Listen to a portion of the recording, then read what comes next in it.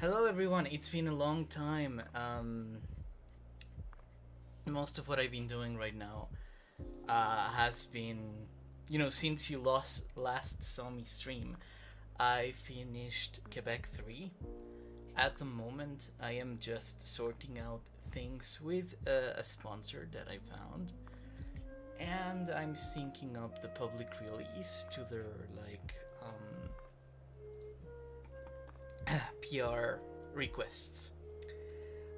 So yeah, that's what got me really busy. I also started another semester of college. Um, One of the things that I did was that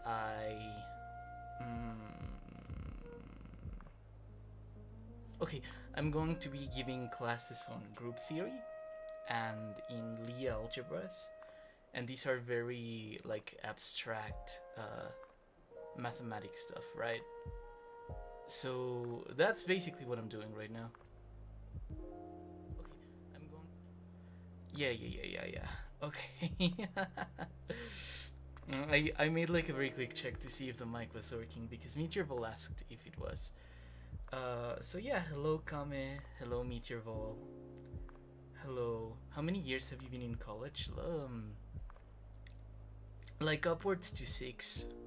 Mainly because of the masters and because I'm studying something really complicated, which is applied mathematics.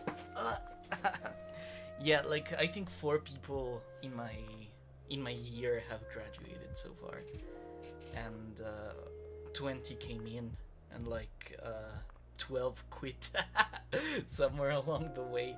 It's a very difficult program. Yeah. I asked because you were typing in the chat instead of speaking. Oh, okay, yeah. No, I was just saying hi because right now, I'm doing something. Whenever, there are a lot of Discord servers for VTubers, and Discord servers for VTubers,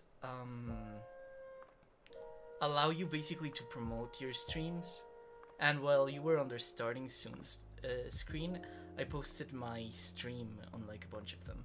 Oh, it's your last year? It's not my last year, but it's the year I'm going to start my thesis, most likely. Yeah, I'm just I'm here for the long run, basically. So yeah, there's a lot I need to do still. I also decided to become a YouTuber, which is a job on top of the things that I already do. So, it's like I am busy no matter which angle you take. So yeah, if you don't see me on Discord as much, or you don't see me as involved as I used to be in the past, it's mostly because I am trying to take college really seriously, as well as I am trying to make videos. Before the year ends, I want to publish a video. I think it will be a video on Russia, on Russian realism, and how I have some problems with the idea that that realism justifies the actions of Russia. Realism is a tool you can use to justify, not to justify, but to understand the actions of Russia. But there is an entire segment of realism, realist political theory, that is concerned with middle power management. And middle power management is really interesting because with it you can create a theory. You can create a theory to explain the behavior of countries that are agents in the international scene, but they're not superpowers necessarily, right? So, one thing that I feel a lot of people forget whenever they discuss realism is that realism is not the tool of empires to justify there being an empire. Realism began when Niccolo Machiavelli started writing it, right? In The Prince. It began as a book that he created so that someone who was, let's say, a statesman that had values and had wanted to create things knew that no matter what his principles were, there were very practical concerns that were always going to be part of the considerations of the state, right? So it doesn't matter if you're like a good person or a bad person, or if you're like a nice person or an illiberal person or what have you. What Machiavelli said is that, there are things about managing a country, about managing a state, that are going to be true regardless of what kind of ideology you have. And realism is basically like a theory to explain that. And there's a realism, in fact, most realism is concerned with middle power management. Because if you remember, at the time when Niccolo Machiavelli was alive, I think it's the 13th century before. 13th century of the Common Era. He was. He was living in the Republic of Venice, which was one of many small Italian states. It was an Italian republic that was very small, and it was sandwiched between two empires, which were the Holy Roman Empire to the north, the Napolitans at the south, and the Papal States. And all these like little cities were at war with each other because they wanted to be either pro Holy Roman Empire, so pro Emperor, or pro Papal States, or pro Pope. So it was basically a debate between those two. And Machiavelli, when he wrote the book, he was saying like, okay, so you gotta be able to distinguish between, the problems that you will have being either aligned with the Pope or aligned with the Emperor, with the problems of actually running your republic or running your country. So yeah. And there's that you can use that entire body of work to look at the actions of Russia and be very critical of what they're doing. Machiavelli was in Florence, yeah, in the Republic of Firenze, I think. Yeah, thank you for that correction. Yeah, Venice was a different republic at the time, but yeah, Firenze, that's where he was from. It's in the northwest. Yeah. You have a thesis in college? Yeah, I do have a thesis in college. In the sciences, it's really useful to have a thesis whenever you're doing anything in college, because if you're studying any science, odds are that you are going to be continuing your studies at a later point, right? Because it's very rare that just with an undergrad in sciences you can get any of the more interesting jobs. So it's kind of a rule of thumb that if you're in STEM, you're going to need to get a master's degree, at minimum maybe like a doctorate. So when you graduate with a thesis, that's really good for you, because then you can take the thesis and go to a professor in a different college where they're doing something that maybe you're more interested in, and then you go to this professor and you say, oh hey, look, I have a thesis already, I have worked on this field that I think is interesting, I'm kind of familiar with your subject, so you won't have to like explain things to me from zero. And now you can start actually headhunt for a better program that's more aligned to your interests. So yeah, I mean, in the sciences, it's very common that people graduate with thesis, with research papers, because it's like a way to cement yourself as someone who is capable of doing the work of a researcher. And yeah, right now I'm looking at statistical models for text analysis, which I think is kind of up my alley. I am working for the most part in mathematics and history, just on my off time, because I read like a lot of history, and I also do like the themes of my undergrad, I guess. And I think that a good way to combine the two is by doing these like text analysis models. They're very interesting. There's something I'm looking forward to working. But yeah, I just gotta get through that. I think doing a thesis would be fun. Well, good luck with it. Thank you, guys. Yeah. So that's it. That's what I'm doing. That's why I've not streamed in a while, but I have not graduated, as the VTubers say. I am mostly just occupied with matters of the main channel and the college. Yeah. So once I get through college, I think I will try to do YouTube videos full time because it's a lot more profitable than the entry level works I could get with my degree. So yeah, it's like an interesting thing to pursue. Though mathematics is really beautiful, you know. I think that the world is kind of going through a period in the sciences where people are just not really interested in abstract scientific theoretization. You know, like the last century was the century of the nuclear development, right? Nuclear energy, abstract physics, yeah, quantum theory, all that good stuff. But this century, I think, is going to be the century of biology. People are really concerned about problems like the development of cancer, or the creation of carbon nanotubes and the improvement of metals and the nanomaterials and all that stuff. That's what's kind of popular in the sciences right now.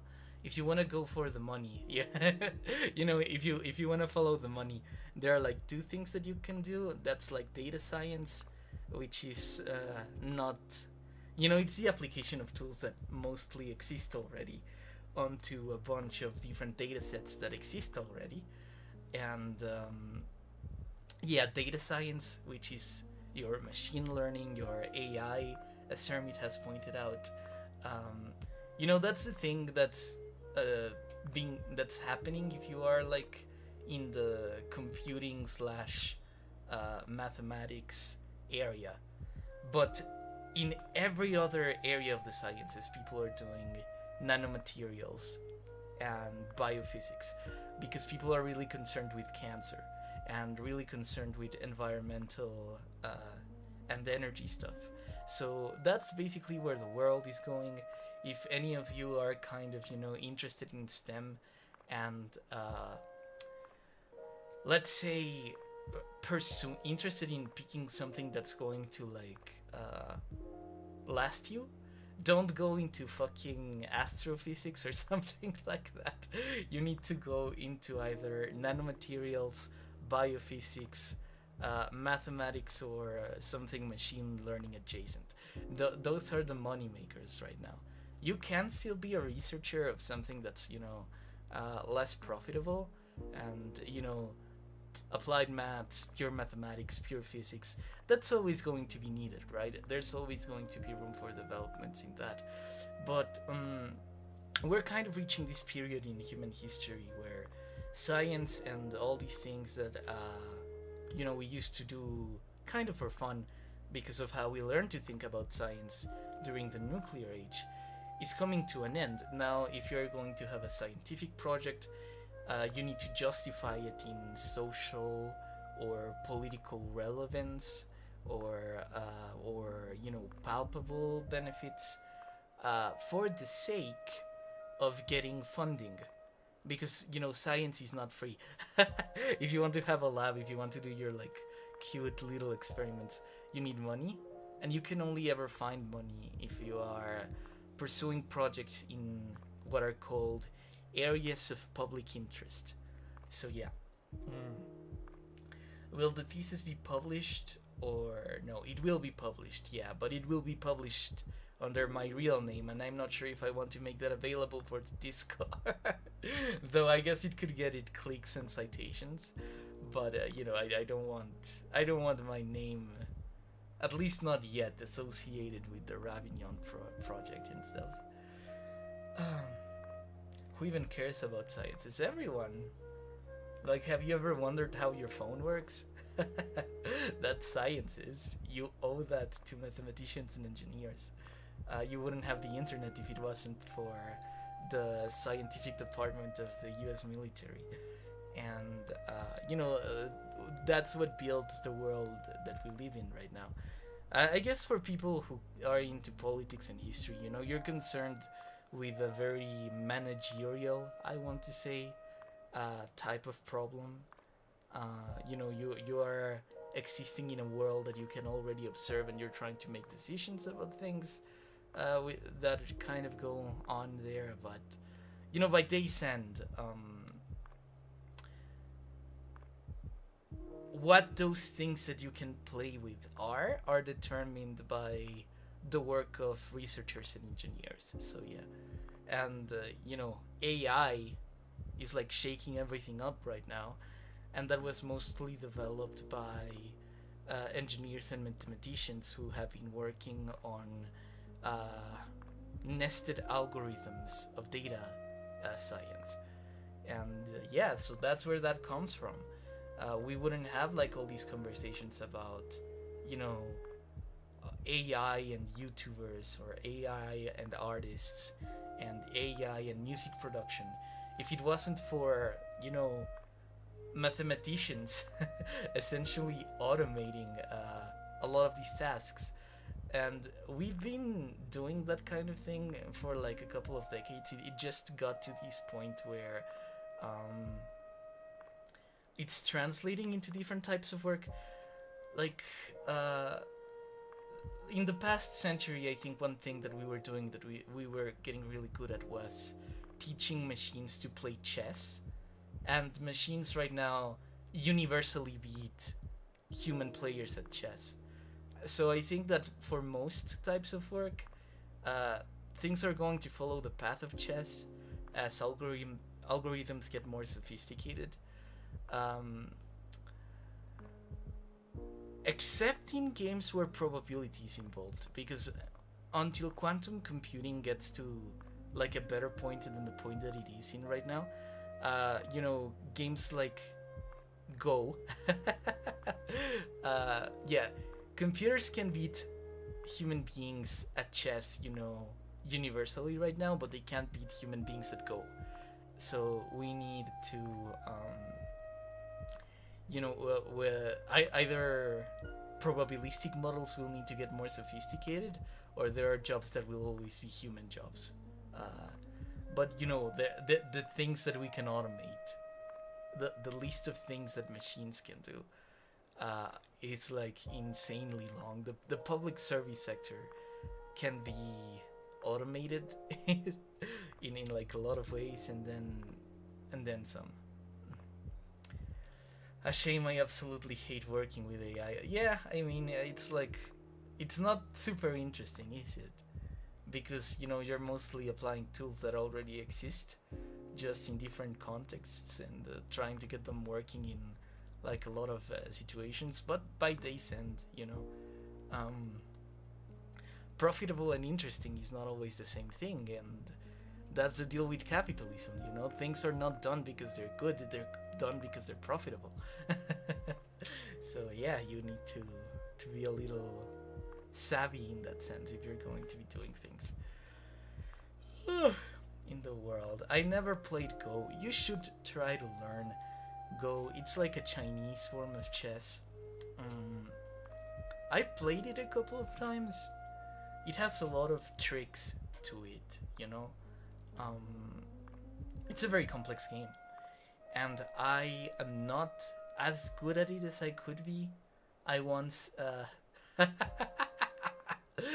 long time ago, I entered a tournament, a casual Go tournament, that was online. Okay, let me just set up the game.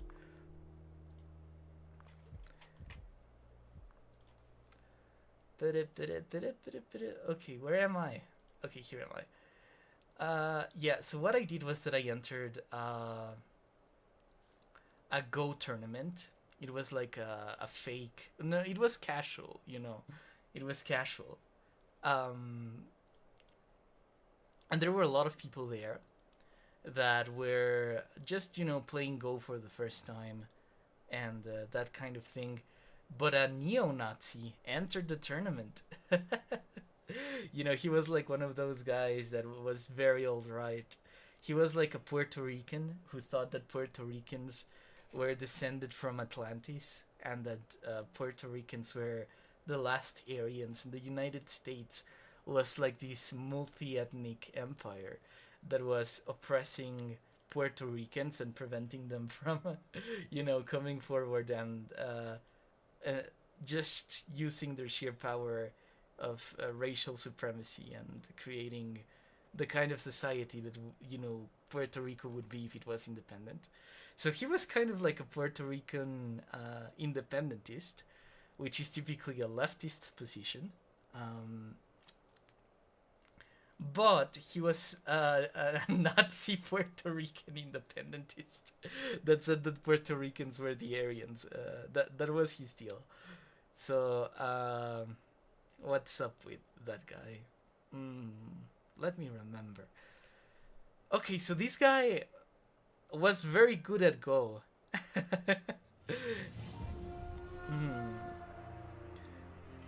And he entered the Go tournament. Wait, let me see. I think you can't see the game. Yeah, so this guy was like a white supremacist. Yeah, a Puerto Rican white supremacist that was really good at Go. And so I entered the tournament and I played everyone in the tournament like casually, I mainly just wanted to like have fun and enjoy it. But a part of me knew that he was going to win because he was, kind of an asshat. I didn't want him to win. So, yeah, I mean, what I did was that I took out an AI and I used the AI to play Go against him. And the AI was like kind of beating his ass and he got really angry. And I was like, yeah, good. I'm fine with this.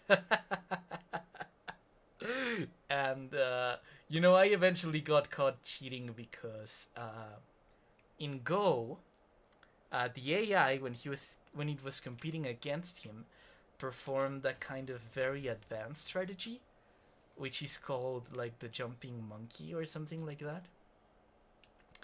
And when I did the jumping monkey, the guy was like, this is not something that a first time player is going to do with like any level of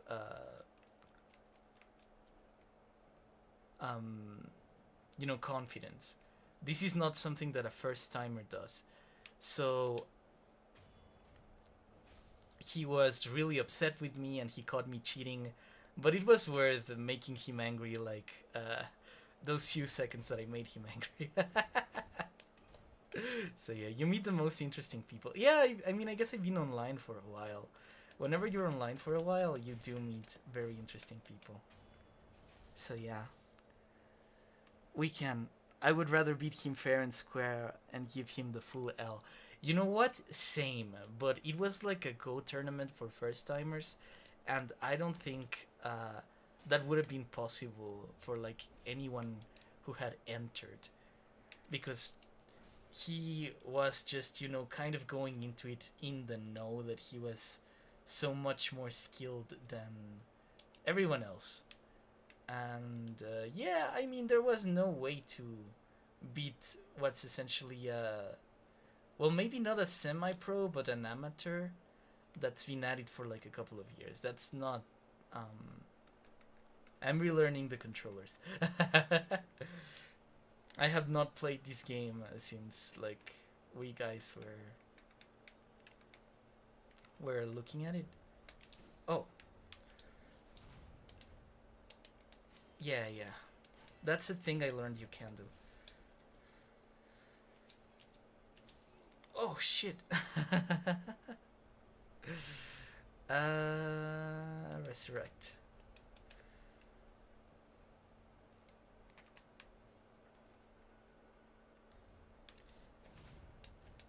Yeah, take that, monk.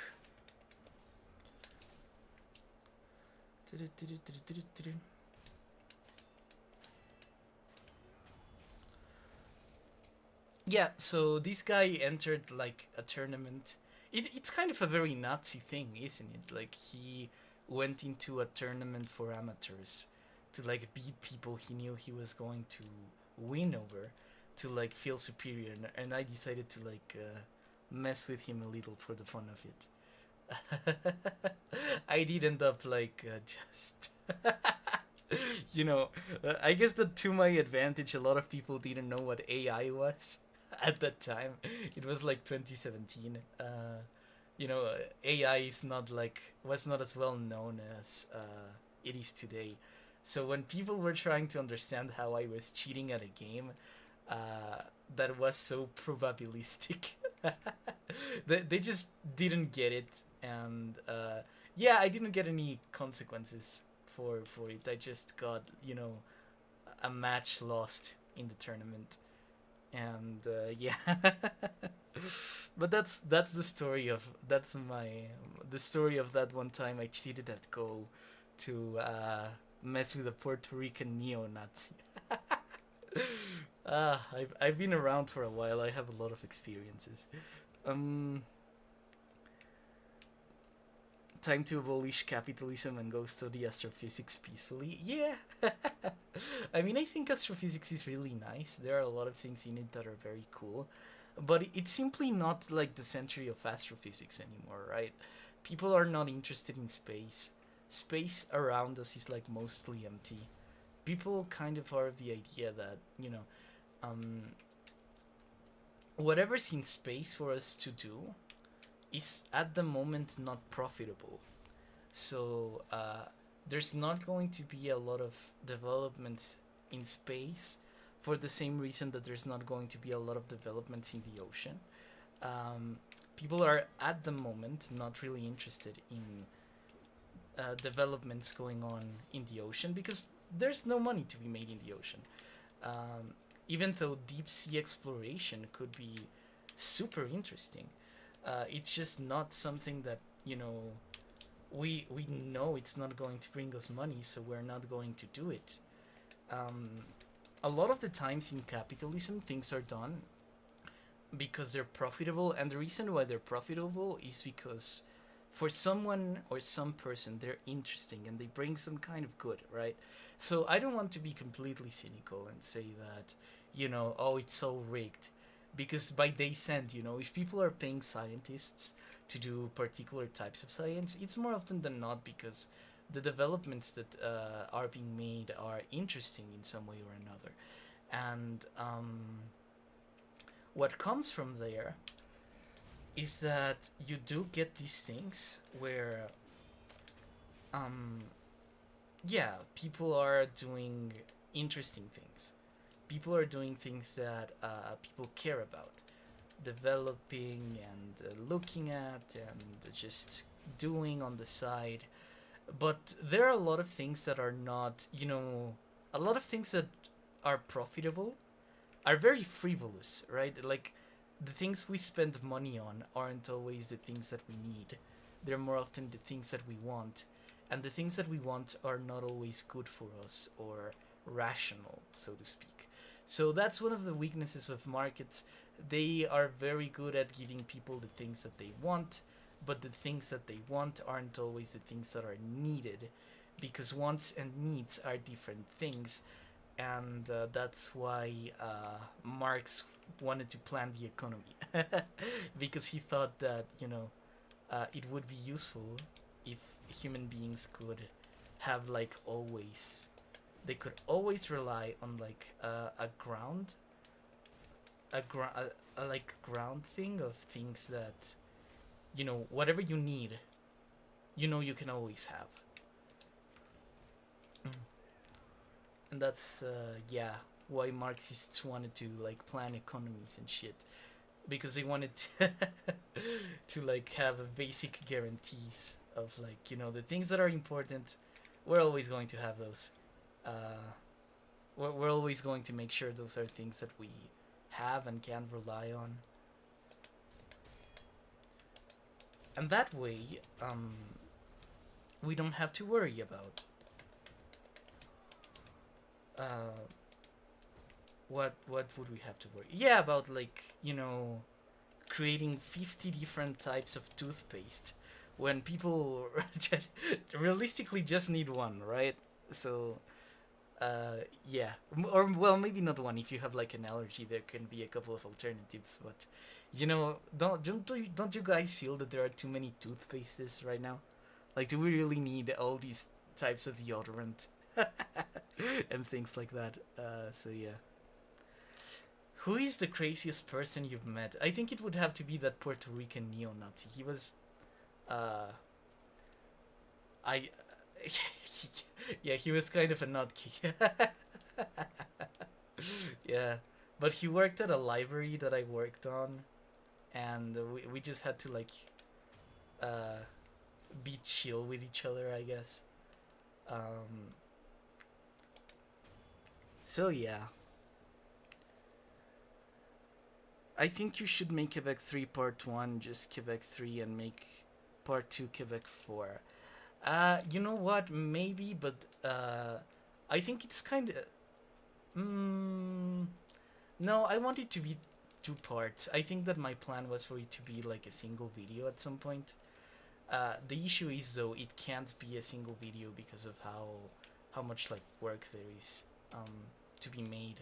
The plan was to have like episode 3 of the Turkey series over at Crowd's channel is like 2 hours long, and the Quebec 3 was kind of scheduled to be 2 hours long. The video itself might be 2 hours 20 minutes when I eventually fuse it, but I do want it to be a single video. Um, there will be a single version, a video that's like a combination of the two, but that will only be available for Patreons.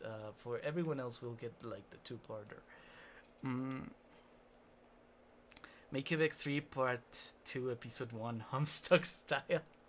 Oh god, Homestuck. I've not heard of that in a very long time.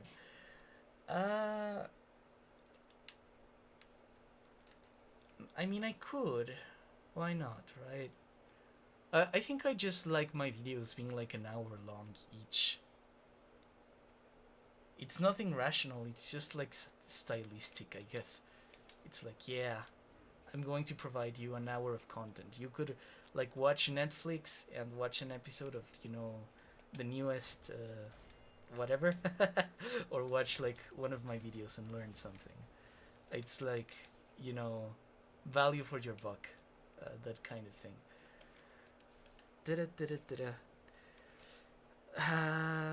How do you feel about planned economy? Oh, planned. I think they are. Mm, I don't like them. Here's the thing. Uh, Whenever you are in a position of power, and that's like any position of power, right? It doesn't really matter what position of power it is. You have access to information that most people will not have access to. And that's pretty bad because your perspective will always be warped. You will always have the perspective of a person that is privileged in their information, and you might be able to argue for things or make the case for needs or things in general that people will never be able to understand the way you understand. So, being in a position of power, like a government style position of power, inherently separates you from, the people that you rule. And that's kind of bad. So, one thing that, I rarely say good things about Britain, but one good thing that Britain has done is that it created a very effective system through, the parliament that they have, for someone to always be incentivized to be communicated with the interests of the people at the level of the ground. So what does that mean? It means that the governing party, they can be like the government, and they can do the things that the government does. But the party that is in the minority, they can, they're incentivized to be connected to the needs of the people, and to the words of the people, and to communicate to the upper echelons of power, basically. um, what's being discussed at the level of the ground. And that's important because, it's a way to create, it's a way opposition parties are like nice. Because opposition parties, one thing that they create is like a permanent group of people that have an incentive to reach power. And um, they will get in power if they successfully just make the case that they can represent the interests of the people better than the others, right? So, okay, so what am I thinking? Yeah, okay, so this is very good because what that does is essentially create the structure of a market. The market, if there's one thing that it's good at, it's at connecting demands, like actual real demands, to a system that can procure them. And I guess that's the thing. So when you have a market, you basically have a system that can generate demand and connect that demand to a chain of production that will manifest the demand into, a reality or what have you. And that's very good. That's something that I think a planned economy will never be able to have, because you can't plan for every single possible human need or human, idea, right? Because a lot of the things that we want, like video games, like VTuber models, are quite frivolous, right? They don't need, they don't. They're not like life or death situations, kinds of stuff.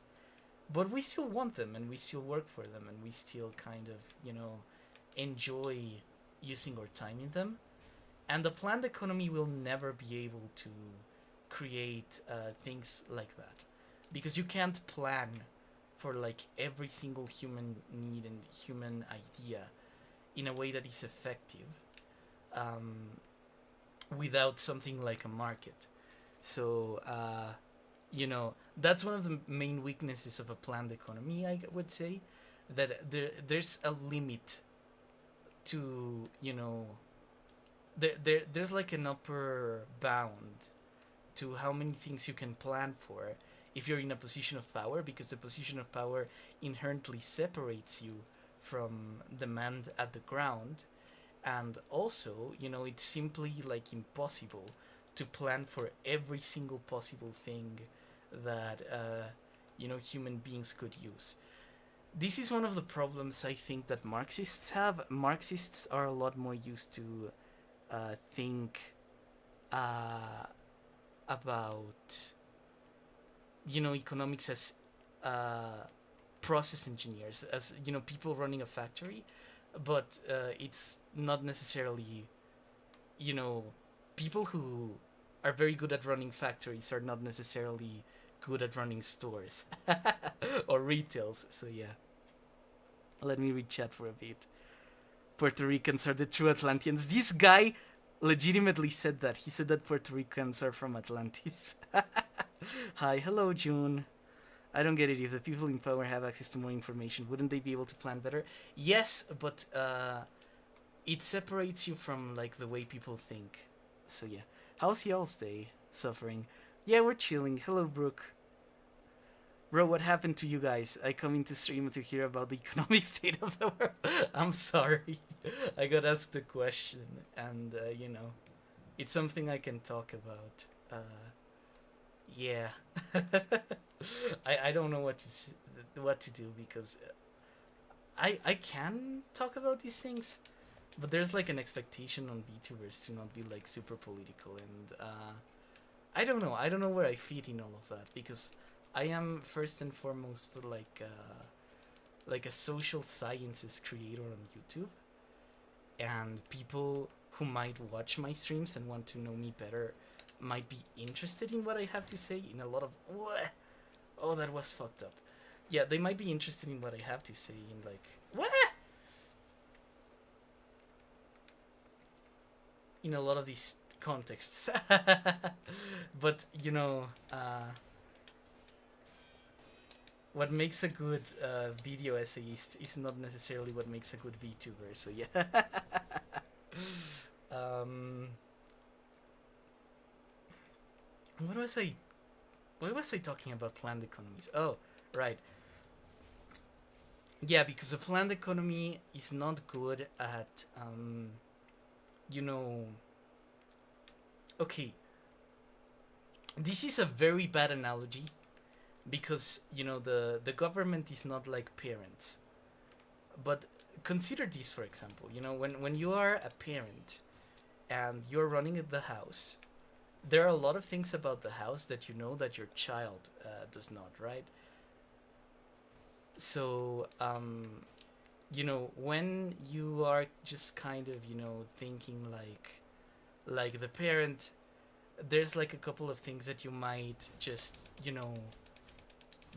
know and prefer and think about buying that maybe your kid won't understand, right? Because you know, you have access to information, you have access to things, to like systems, and you know, to money that the kid just simply doesn't.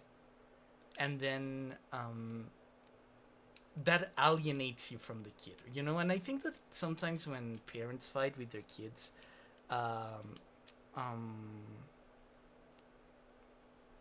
yeah, when parents fight with their kids over, you know, the parents not really being able to connect with their children over, you know, their feelings or their desires, it more often than not comes to something like that, you know. um, Yesterday I was with a friend, and this friend of mine had a dog. You know, it's the family dog, and the family dog was very sick. It was like about to die, and you know, she was like super sad because of it. Because you know, the dog had been around for 14 years. I've known her for like 11 years, so um, every single moment of, you know, our life that I knew her, the dog was there. And then I guess what kind of, um, you know, for her to have the dog die, it's like a very concerning thing to happen. But her mom, as compared to her, is like a much older woman, right? I think she's in her mid 60s, right? And for a woman in her mid 60s, you know, she's probably had a couple of pets before. She's probably had like a couple of, you know, some experience regarding animals and things like that.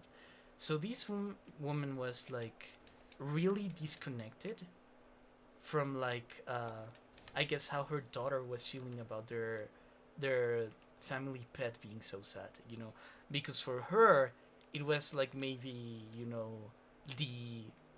the fourth, maybe fifth dog, maybe even there's a bigger number, I don't know, but you know, it's not her first dog, but for my friend, that was like her family pet, and I guess it was very sad for her to, you know, be very concerned about her pet dying, and her mom was just kind of being stoic about it and saying like, "Don't be sad, you know, she's gonna be okay." Just saying like, you know, the things an older person would say. But the thing is that um those things are not always what would make someone feel better.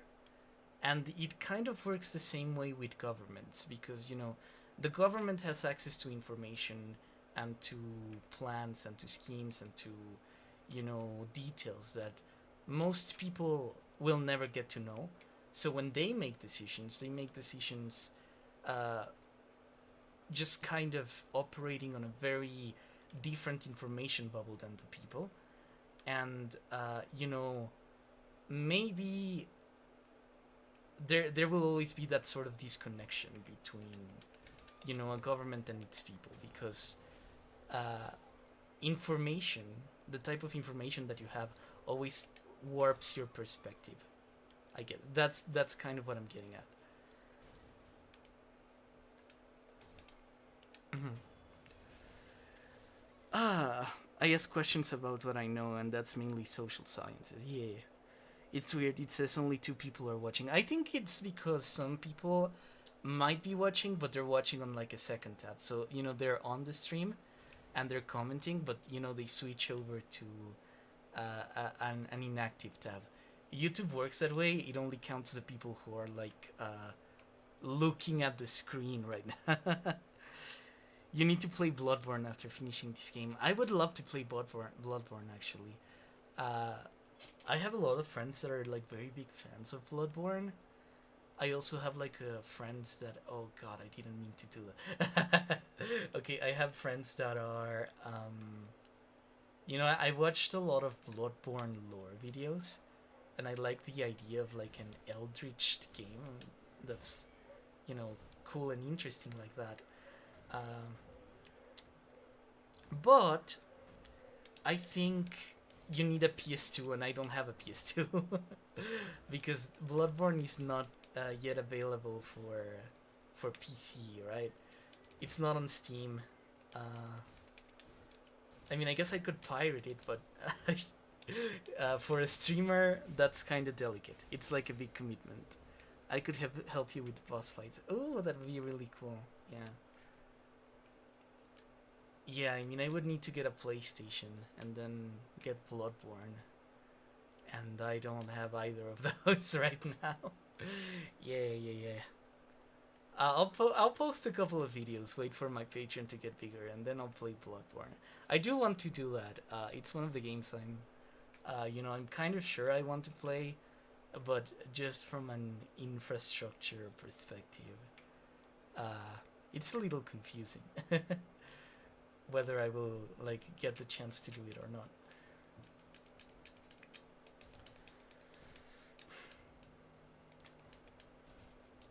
Okay. Bro, these guys have bombs that follow you. Okay. I can see what you mean about the PS4, PS5. Yeah.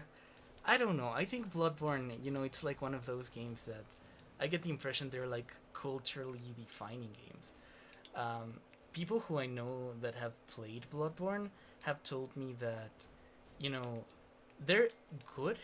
Bloodborne is very good because it kind of teaches people to play as Souls-like in the way that it's fun. Like, for instance, people who typically play Souls-likes, especially the older guys, like shields. They like using the shield tool and all that sort of stuff.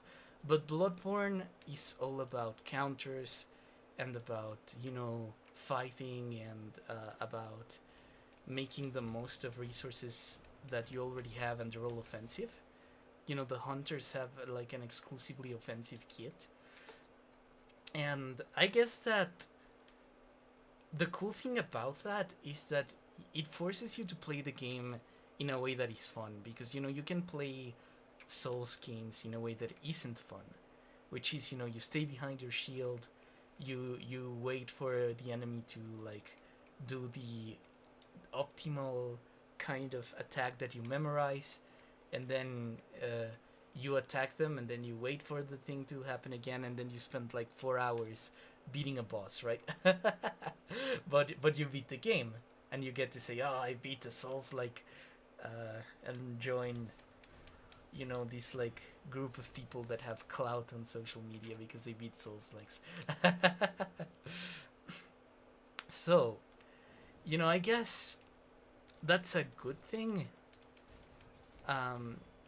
because it's an offensive game. In a way, I guess it's kind of like Sekiro, where the game is like a fighting game. It's a rhythm game more than a shield game, and that's like a good thing. It's like a cool thing. I would really like to have that experience, but it's behind a PlayStation, and I've never had a PlayStation in my life. I've had oh shit, there's so many of them. Oh no. Okay, I think I'm gonna get out. I need to get out.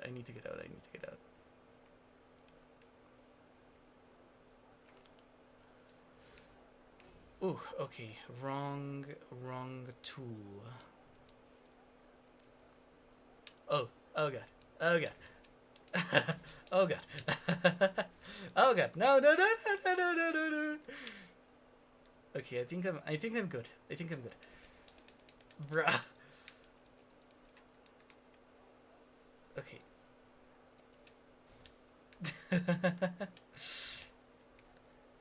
Okay, there are so many dogs there. Oh my goodness. Um. Okay, so yeah, I think I would like Bloodborne because it's like the kind of Souls game I enjoy, which is a more rhythm based one instead of the shield ones. Um, but yeah, maybe people have different opinions about that kind of thing. Why haven't you been posting updates for channel members? I don't know. There's just one channel member, and you're already a Patreon, so you know. Would you like to get like the newsfeed twice? I guess. I think it would be good to give people the option. You know what? You're right. After I end the stream, I will make a poll asking people if they would prefer to be channel members or Patreons. And if around 50% of people are, you know, pro channel member instead of Patreon, then I will start updating the channel members again. My logic was that there weren't like a lot of channel members, and most people who support me already are on Patreon. So I was kind of the idea that you know it was like doing double the work for like not the same amount of people. And yeah, I've kind of lost track of the benefits since they don't have the same names. I think that in order to make the job easier on me, I will change the names of the channel to. Oh god. Oh god. That's one chunky guy. Oh no, he saw me. Ah. Oh. Okay, that's bad.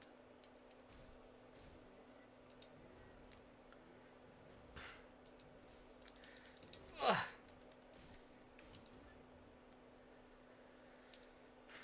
No.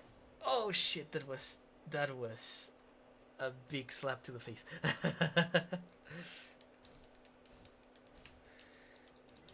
Wait, I'm stuck. I'm stuck. I'm stuck. I'm stuck. I'm stuck.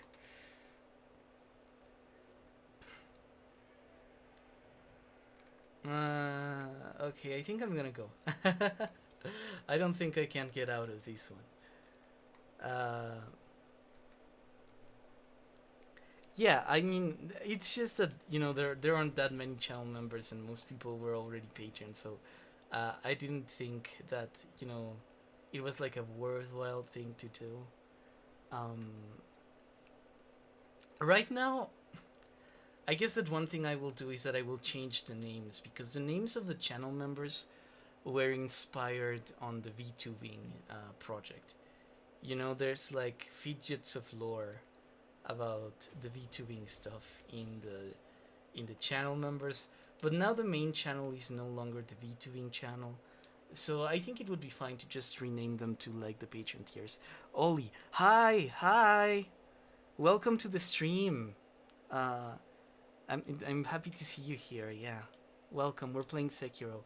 Right now, I'm just like relearning the game because I haven't played in a long time, and I'm hitting bosses like where I can in order to. Oh God, yeah, I'm hitting them where I can in order to. Oh shit! Yeah. To just kind of relearn the game.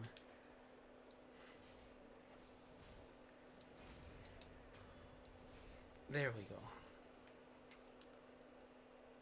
Okay, so yeah, I'm basically just doing that. We're not doing anything super interesting, but I want to go fight a couple of bosses right now, which are going to be like Genichiro and one of the spears. You know, there are like 7 spears of Ashina. Ashina. and I know where one of them is. So right now I'm just like farming.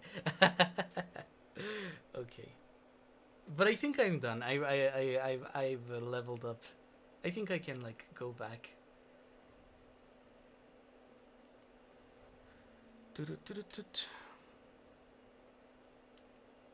Yeah. Okay. I'm resuming the storyline now. What was your childhood game? Mega Man X by Capcom. I played it on an uh, SNES, a Super Nintendo. Yeah, it was. My aunt had it, and that was like my favorite video game. Oddly enough, I've never beat it. Mm. Yeah, because I stopped playing when I was at like the top level. You know, the last level. It's a boss fight that's divided into parts, and yeah, I guess I never got through like the second part. Mm. Okay, I'm just trying to remember where I can find like a salesperson. Yeah. I don't remember seeing floating coins on the last stream you played this game. Yeah, because the last time I played this game, I didn't know you could pick up the money. Like whenever I killed people, I just left them there, and I didn't pick up the money. So I was playing the game without money. You know, I was accidentally doing like a challenge run, which is like a Buddhist challenge run where you don't get money. And then, you know, the cool thing about this challenge is that, you know, it goes with the themes of the game. You stick to the Buddhist path of just, you know, improving with your skills. But you know, I ain't got time for that. It's my first time playing. I'm not going to do like challenge runs. I can only do that with a game like Minecraft that I know relatively well. Okay, this guy runs a store. Mm. Okay, yeah, I can buy the coin purses. Phantom Kunai. Oh, this is really good. But I can't get it. Okay. R6, I used to be in parties of 10 every day, and now I don't even know any of their username. Oh, yeah, that happens. Wait, what is the lore? What do you mean, what is the lore of this game? Have you not been paying attention, Kami? Have you just been looking at the fights? That's so sad. The VTuber lore. Oh, like the VTuber lore, the lore of my character. That's a secret so far. I um I, I am friends with someone who is like a person called Pork Bun. Kame knows about Pork Bun. Um, her name is actually Porcelai, but she breathes her name in such a way that people started calling her Pork Bun, and I guess she just rolls with it now. Yeah, so Pork Bun is an artist of like Crowd's channel, and they used to be part of the team for the Mexico series. Right now, they're just kind of doing their own thing, and at some point we discussed creating like a lore video for my character. It does have lore. It's like very convoluted for sure. Uh, and yeah, basically, I mean, I'm not going to tell you the lore right now because I'm trying to make like a big show out of it when I eventually get it. So you're not going to hear it here. But yeah, there is lore. I've been trying to create like an interesting character. It's kind of a character that I've had to change a lot because, you know, the original design is based on like a fantasy setting I created when I was 17, I think, and you know, that's not something that most people are going to be interested in for like a VTuber character. It's certainly like a very a very interesting and compelling story, but it's a story that you know, it's not necessarily marketable. It's not an anime story. Uh, and VTuber characters, uh, they thrive if they're easy to explain, right? You need to be able to like pitch people that your character is something that they can relate to, or that they can kind of understand on the first go. Like, oh yeah, my character is like a cat, and the cat that does this thing that is special, right? Like an anime cat, or my character is okay. Ooh, I didn't expect to get hit by that. Um, yeah, so my character is a turtle, and I've reincarnated from like turtle stuff, or I'm a fox spirit, or I'm like one of these things that people can kind of understand on the first go. um it's supposed to be maybe not a simple concept, but a concept that you can play into, like Tomoe, for example. Tomoe Umari, who's one of my friends. Her concept is like very, very good. She's oh, I was shot in the face just straight up from that. Yeah, Tomoe's concept is that she's a military horse Gijinka. So a Gijinka is an anime girl that you've transformed into anime from a concept in real life. An example of a Gijinka would be like the Internet Explorer Gijinka. There's a webcomic by Merriweather, who's like a Twitter artist, and he creates webcomics. And one of his webcomics is about browsers, internet browsers, and the interactions that they have. It's really funny, but it has like a very simple premise that he explores and makes very compelling and interesting. So his deal is, I turn browsers, internet browsers, into anime girls, and I depict the interactions of the browsers as the interactions of between actual characters that I fleshed out. And for example, he has characters for consoles, and there's a character for like the Nintendo, the Nintendo consoles. And one of the jokes is that the Nintendo console is greedy. It always tries you to buy its things and its games and that kind of thing.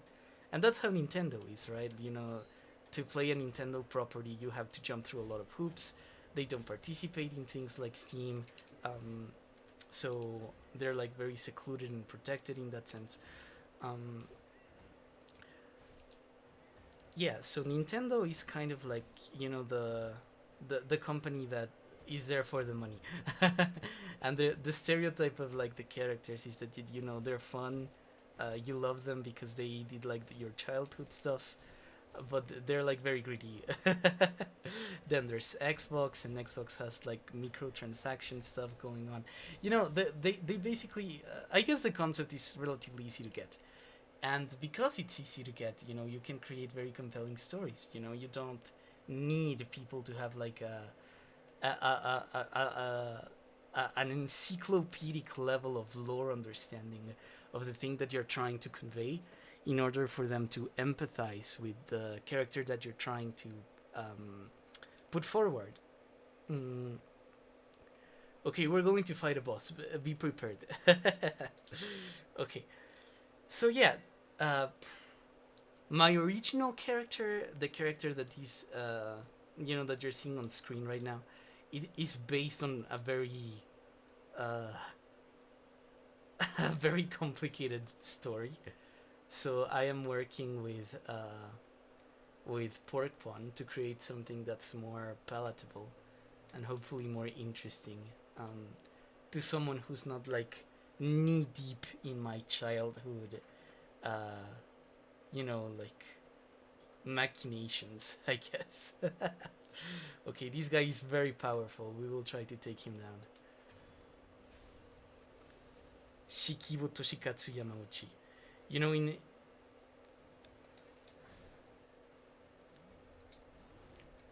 In Japanese culture, you know someone is very powerful when they have a lot of names. You know, having a lot of names was like a sign that you were important. Because if you were a commoner, you could only have one name. So this guy has three names. He's like important, important. Ooh. Oh no, I did the wrong one.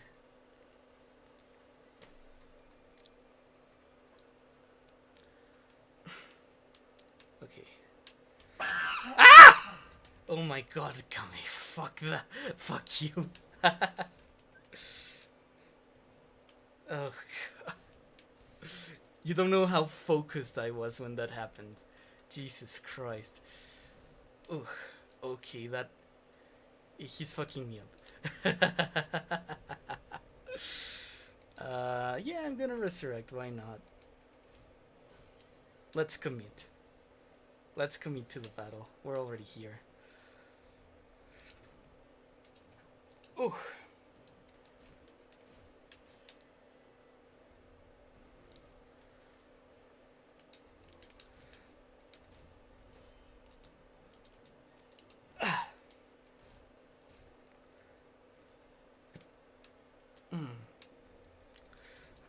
Okay. Oh. Oh, shit. Okay. Okay, I got my ass handed to me. That was very bad. uh, and I lost some money, yeah. I mean, that's fine. Right now, I'm going to play as I was playing before. My goal is to kill that guy. I don't care about, like, anything else. Oh, shit.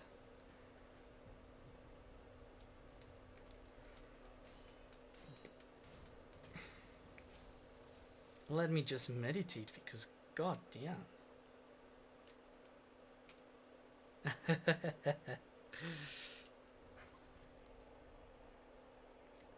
Da-da-da-da-da-da.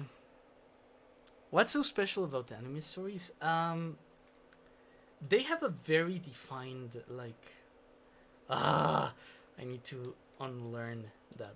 They have a very defined, like, sequence. It's like really fun, but you know, it's a language that kind of exists already, and if you're entering the medium with respect, I guess it's just kind of expected that you will, you know, comply with it on some level. You will give people kind of what they want. Oh god, oh god. I'm not having a gamer moment right now. Oh fuck these guys.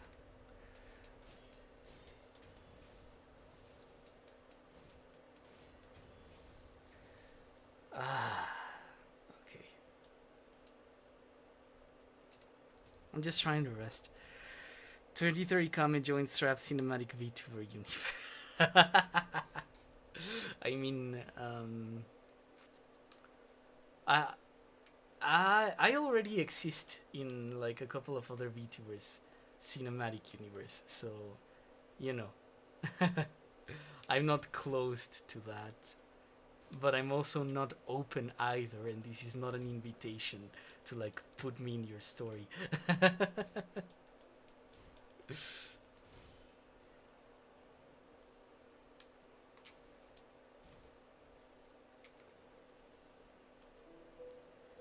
Okay.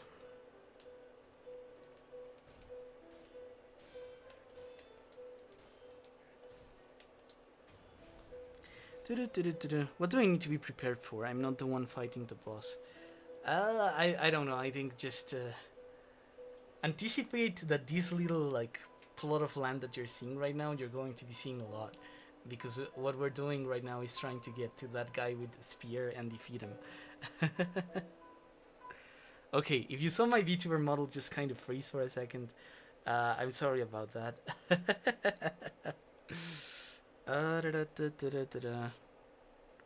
Kame will get banned for the. No, it's fine. Like by days end, as a streamer, I have to be, to provide you with entertainment. And if you think it's funny to scream at me, then I guess it is what it is. Oh, I dodged a bullet. I am the funniest person alive. I dodged a bullet. It was an actual bullet that I dodged.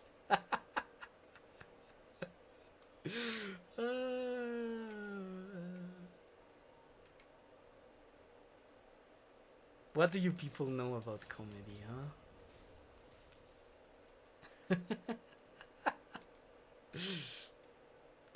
Yeah.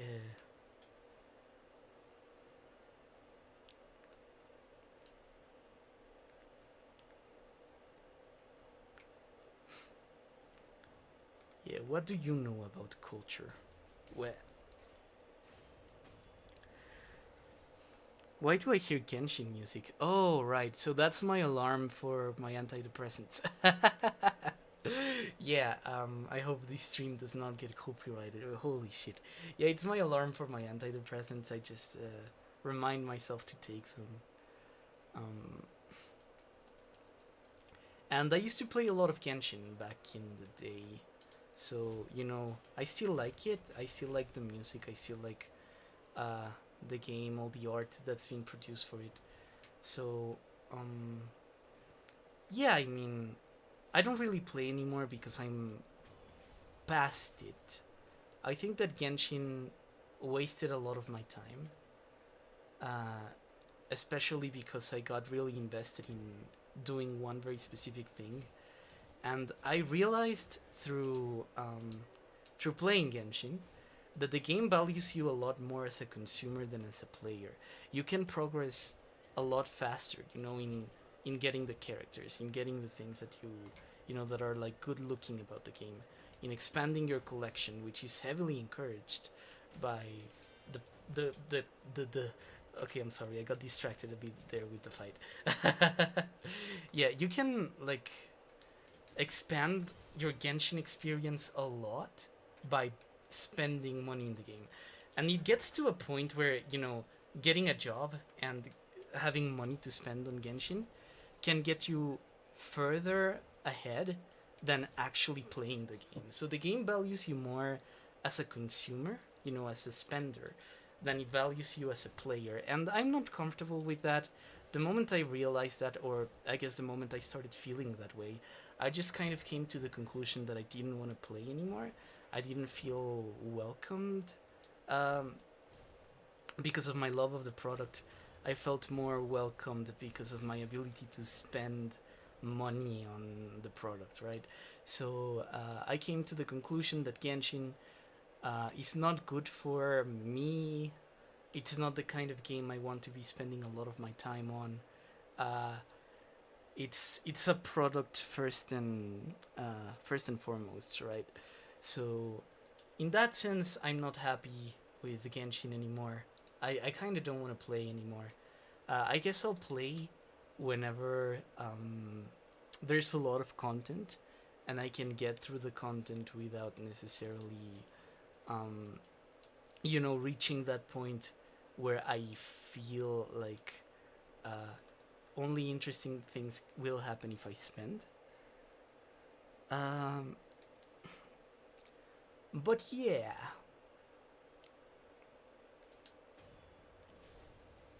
Okay, here we are again with this super powerful lord.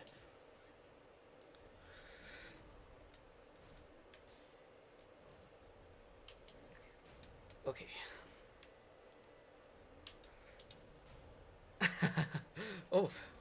Oh, I got you twice. You must be quite upset. Oof.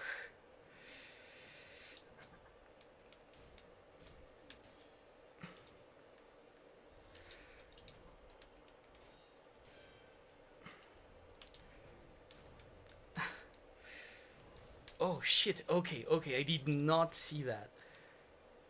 I did not know it was like my turn to attack.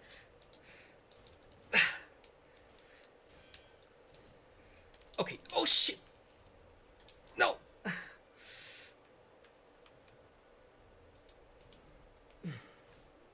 Okay. Whew. I think he's kind of beating my ass right now. Oh.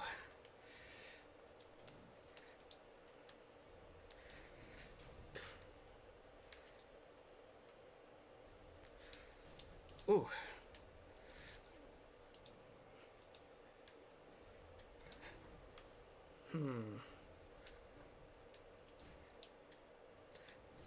Oh shit. Okay, okay, my guy.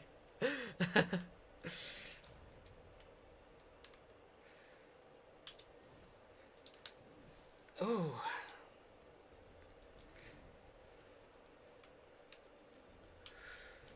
Oh. Fuck. Okay. You don't really need to expand your collection much to get through the game, and that is true. But, you know, a lot of the game's bigger events, a lot of the more celebrated parts of the game are all about, you know, being in time and being in tune with the rolling.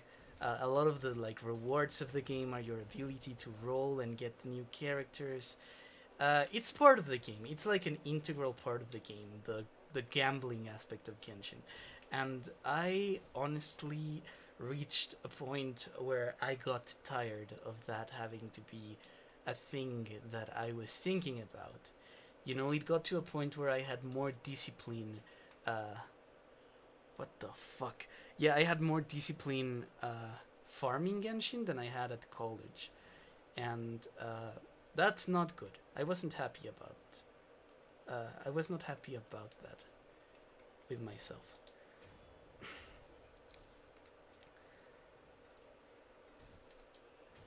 So yeah, I mean, I guess it's more like a me thing rather than something I would universalize. I think that you can definitely enjoy Genshin and be like a free to play player, and get like a lot of value out of the experience. But I would also say that, you know, the incentives of the game are very perverse. The way they profit is by making you spend on characters that they make you get invested and develop relationships with. And I don't think that's nice.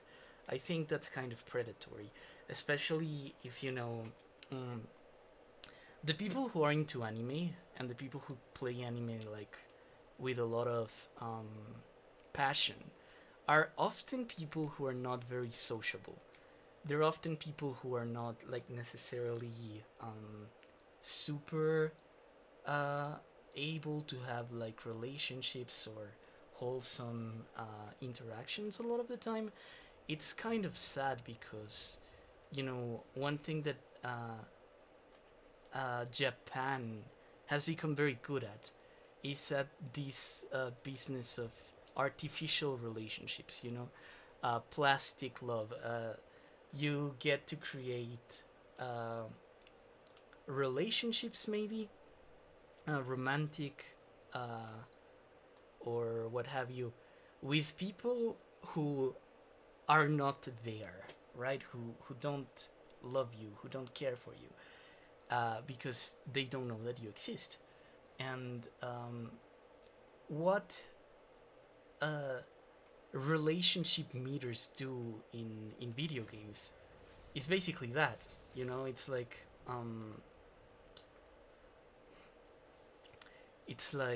yeah, you get to like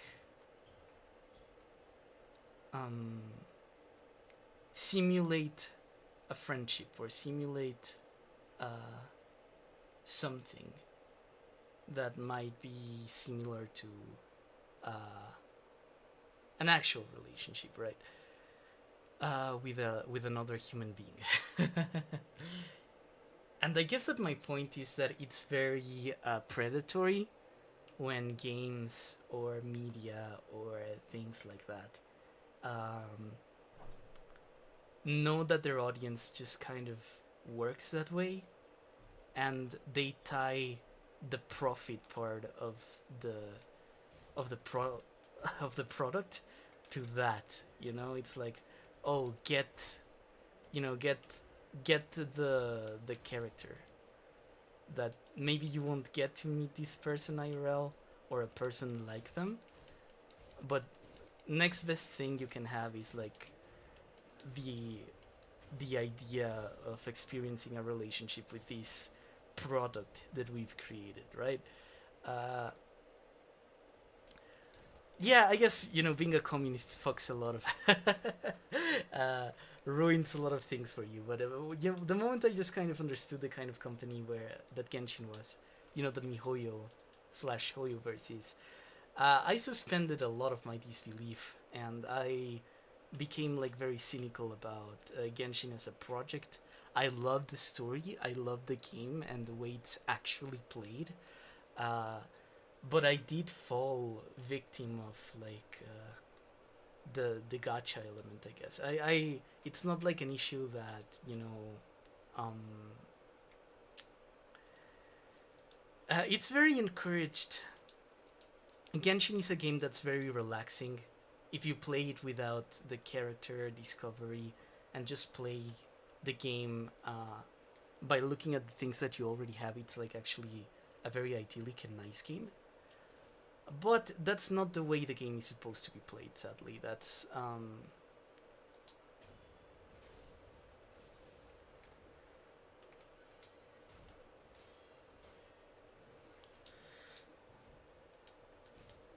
okay, let me focus.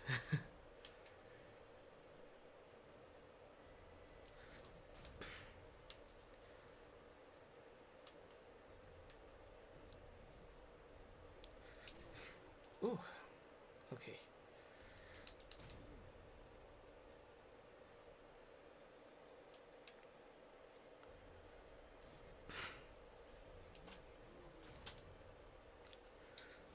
Oh shit. Okay. Okay, my guy.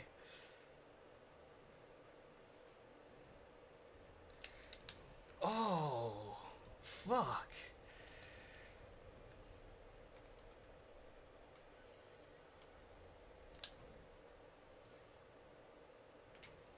Okay, I think I need to kill this guy first.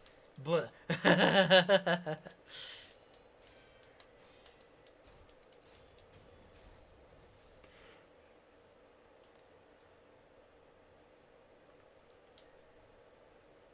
okay.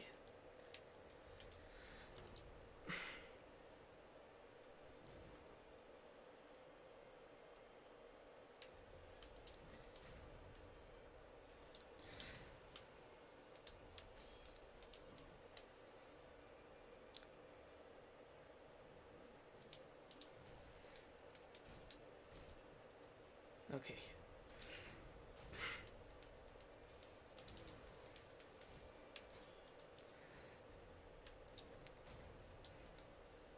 Okay, I'm keeping the heat on him.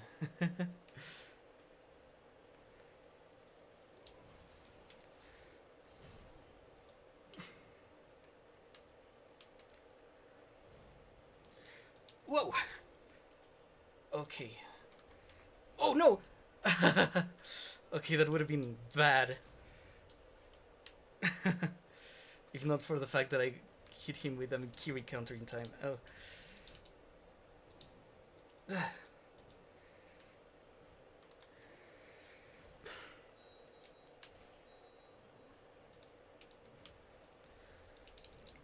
Okay.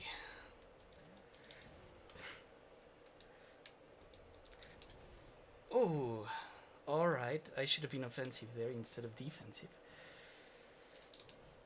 Ah!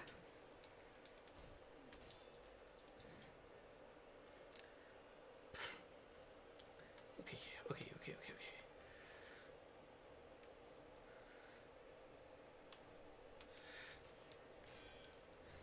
okay. Ooh. No.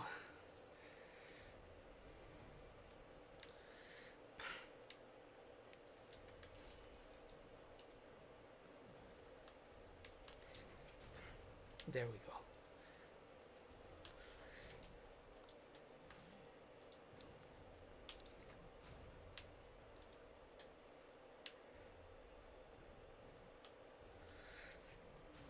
Okay.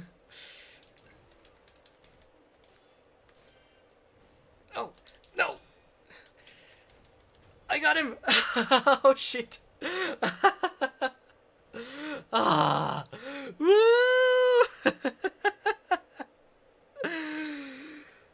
Ah.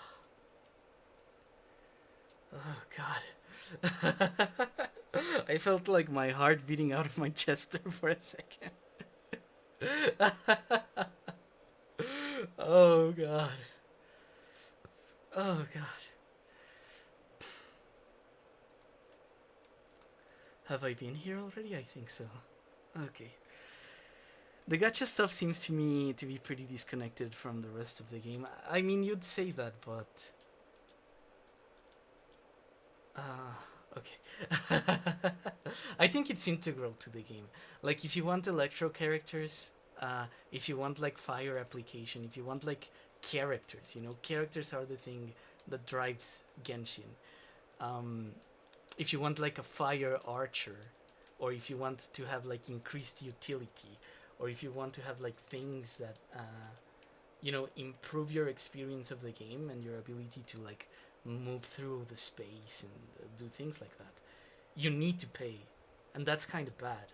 You know, like, the game encourages you to spend at every single little turn that it can, and that's how it makes its money, you know? Genshin would not be as big a game if it didn't have a very clear understanding of its profit model. And, you know, you can play it without that. You can just experience the story as like someone would experience an anime story, and that's okay. But most people will not have that relationship to the game. Well done, thank you. You don't have to play the game the way the developers intend to. That is true. Okay, let me acquire skills. No. Enhance physical attributes, yeah. Now I am stronger. I'm gonna rest. And yeah, I mean, I guess I'm just not the right person. I'm susceptible to like fall on the trap, and even if I wasn't, I would be made very uncomfortable knowing that that's what they're doing, and that, you know, I'm like you know, I'm like the alcoholic that's not well, no, the person at the bar who is not an alcoholic, but I am surrounded by alcoholics, you know, and I know that the bartender is trying to get people addicted. I guess that's how I see it. Mm-hmm. And I don't like that. Okay, so now that we defeated that guy, we're going to go defeat another guy.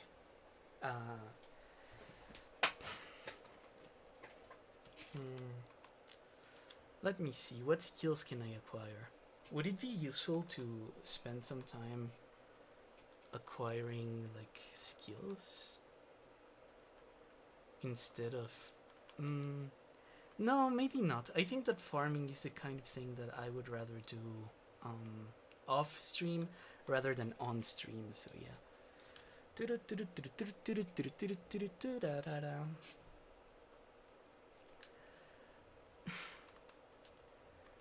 Okay. Oh god. I'm still surprised that I got through that guy. That was pure luck, honestly. That like last sequence of blows that we exchanged, I got lucky. Okay.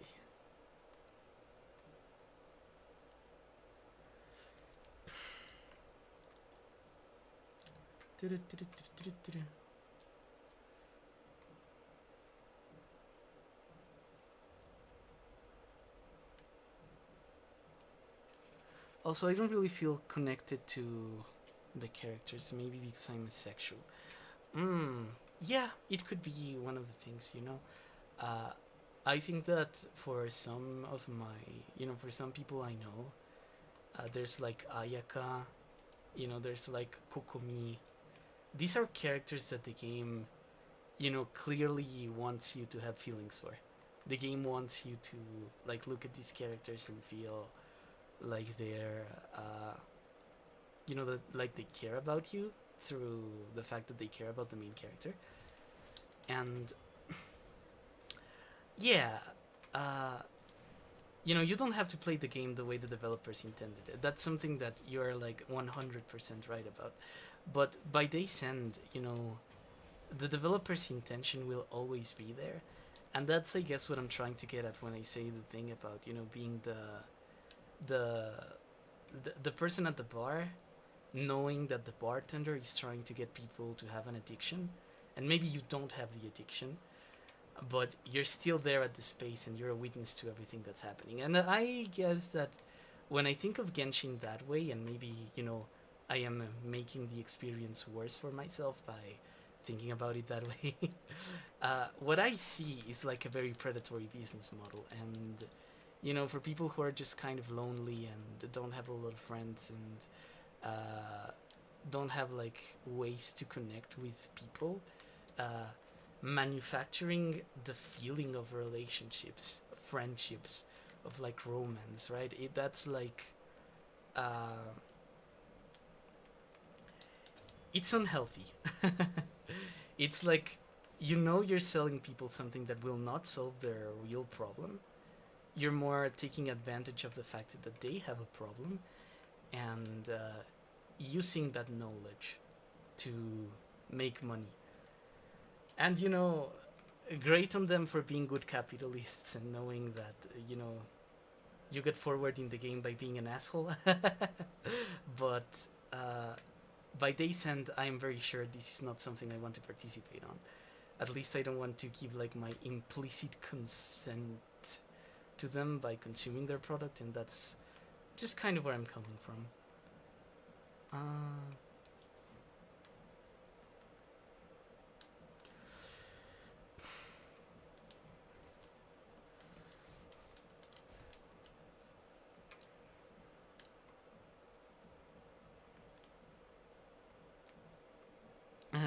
As a YouTuber, are you afraid of the future of entertainment, especially with how internet communities form around entertainment?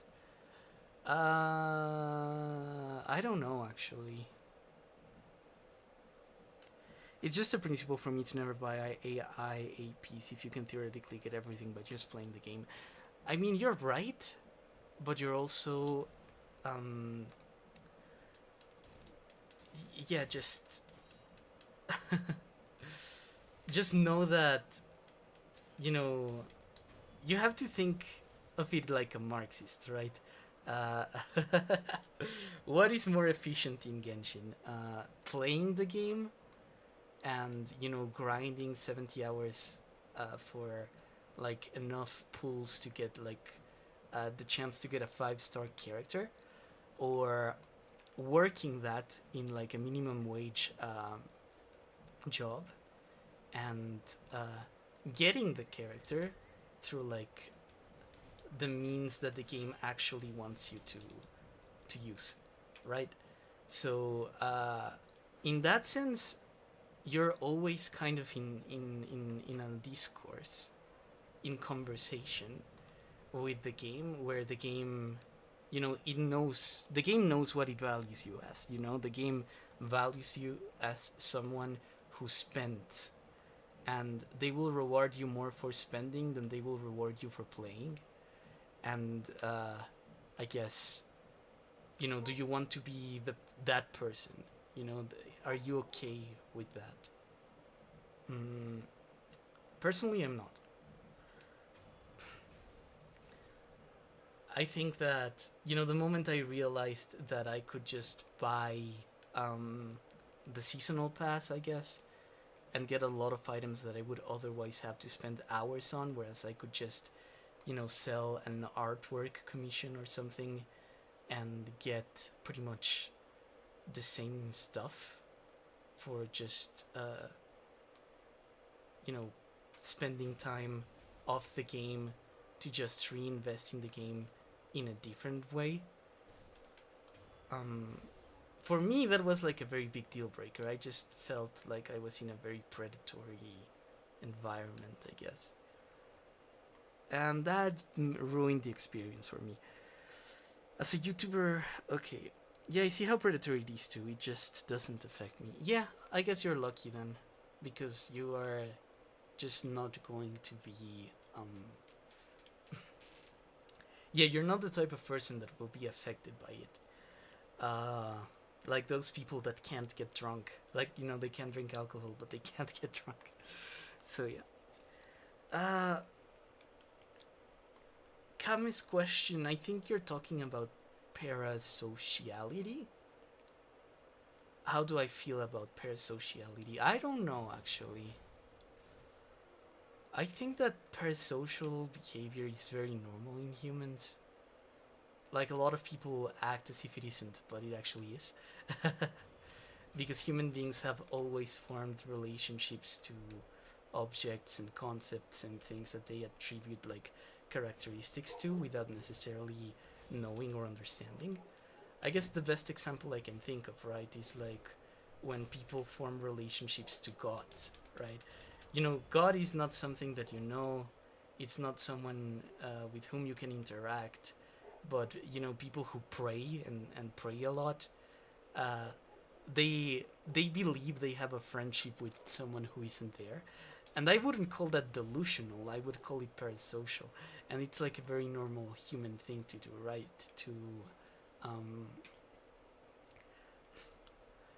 to want to have um. Okay, so what was I talking about? I think I'm a little lost. Oh yeah, like the future of parasociality. Uh, Personally, I am of the opinion that. Oh, a cutscene.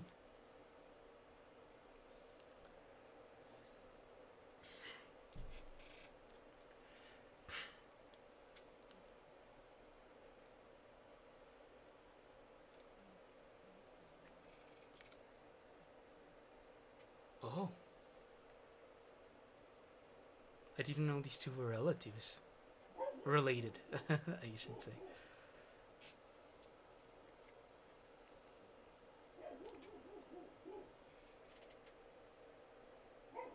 Can you hear my dog in the background? I can turn off the thing. Accept me into your immortal oath.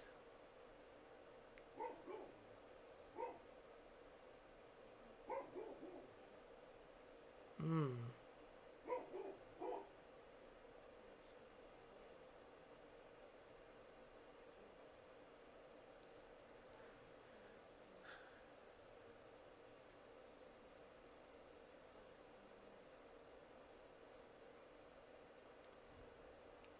Okay, here we are.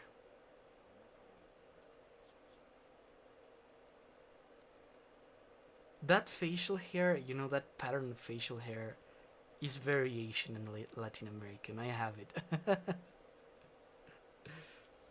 It's like a peach fuzz.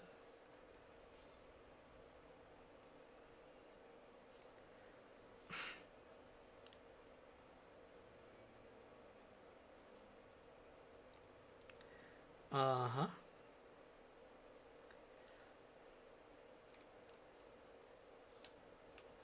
Oh, oh shit! He has a bow. He dead ass just shot me with his bow.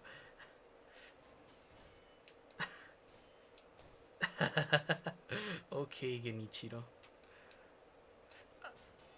Okay, I can block the arrows. That's a good thing to know. Oh,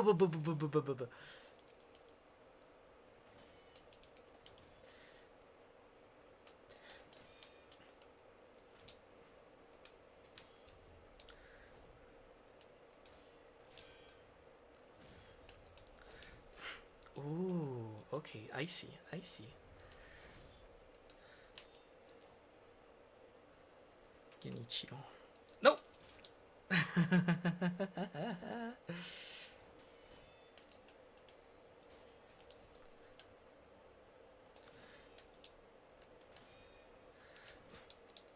Ha, I got you.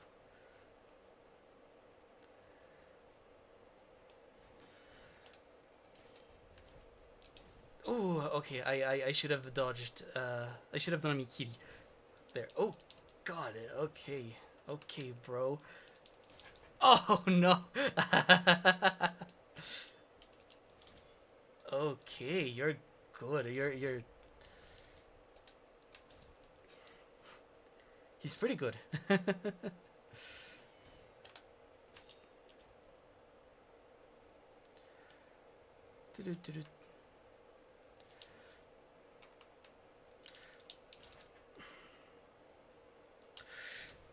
Oh shit.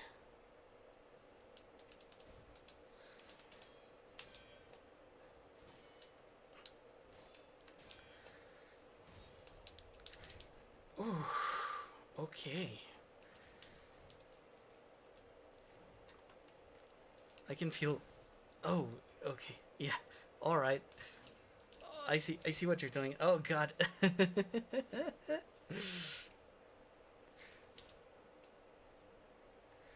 Okay.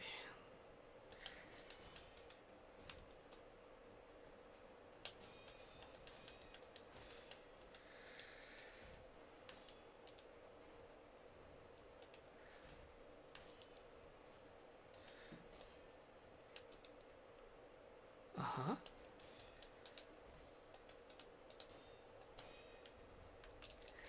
No. Okay. I dodged at the wrong time. Okay. Bruh. He just like sniped me to the face.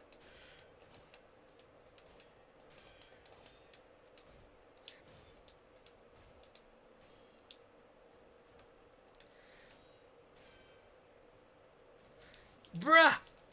What the fuck was that?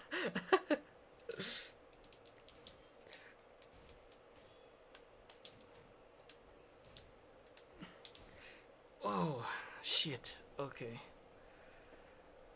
You have facial hair? A little, yeah. I mean, I'm Mexican, and I'm assigned male at birth. I do not engage in hormone replacement therapy, so, like, naturally, right? I have facial hair.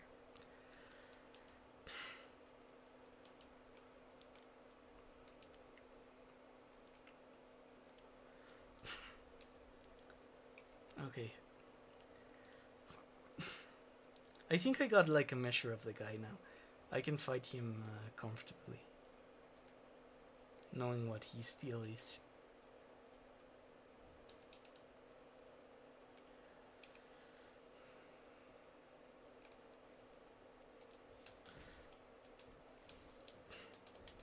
Okay, what?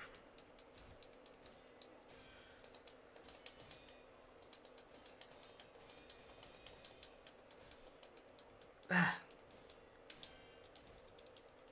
Okay.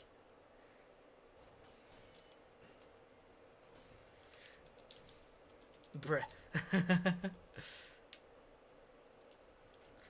Oh, fuck.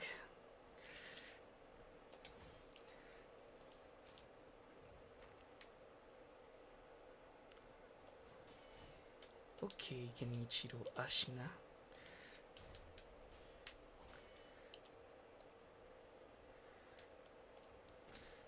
Bruh.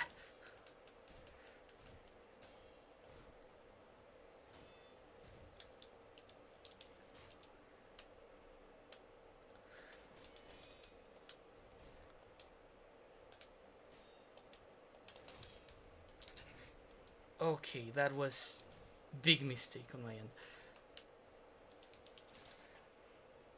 But I can kind of feel his rhythm now. Oh god. Yeah, it's just a matter of like I got a feel for the guy, you know? Oh, he can hit you mid-air. That's so interesting.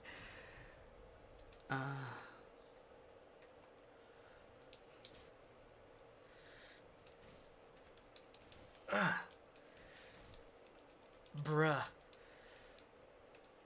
Okay, he out rhythmed me pretty heavily there.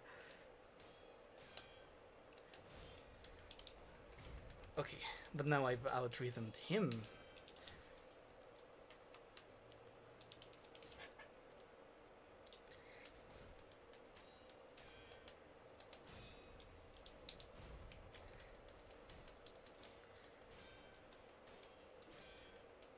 Okay. Just gotta keep the pressure. Just gotta keep the pressure. Yes. Alright, Genichiro.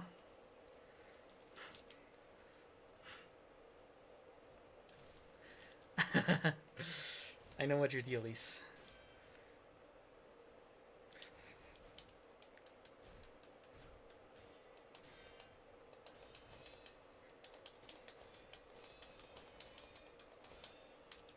Nice.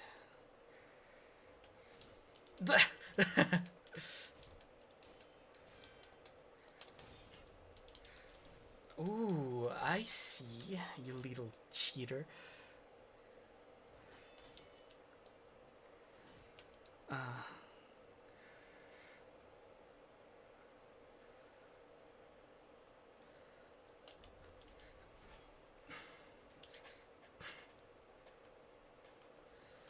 Oh, fuck.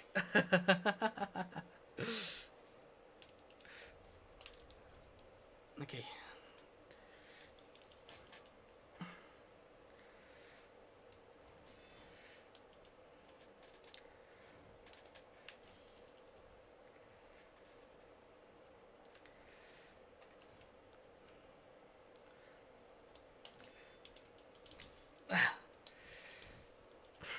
Bruh.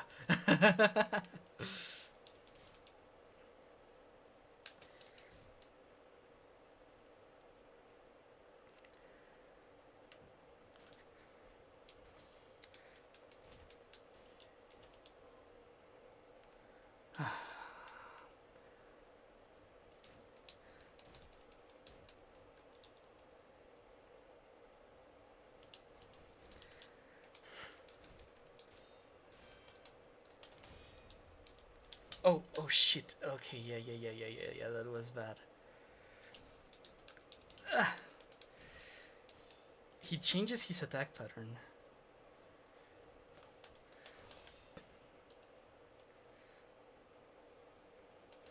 Okay. I could have died there. Ah, yeah.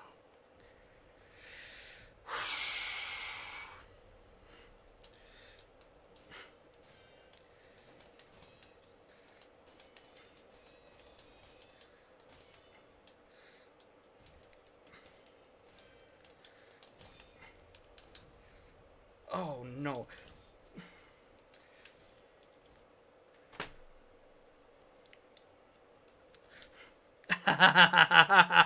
That was so anticlimactic.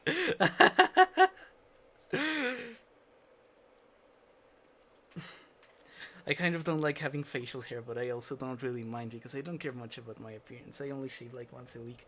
You know what? I'm pretty much the same, but on scene 8. Yeah, there we go. In my opinion, I think like I'm not a very shallow person. I think I don't care too much about my appearance, but it's something I'm trying to learn to care about. You know, mostly because I think other people can learn to like be comfortable around you, I guess, if they can know that you care about your appearance. It's not something, you know, it's something kind of shallow, honestly, but I I got to experience going to like where did I go? I went to like a McDonald's, I think.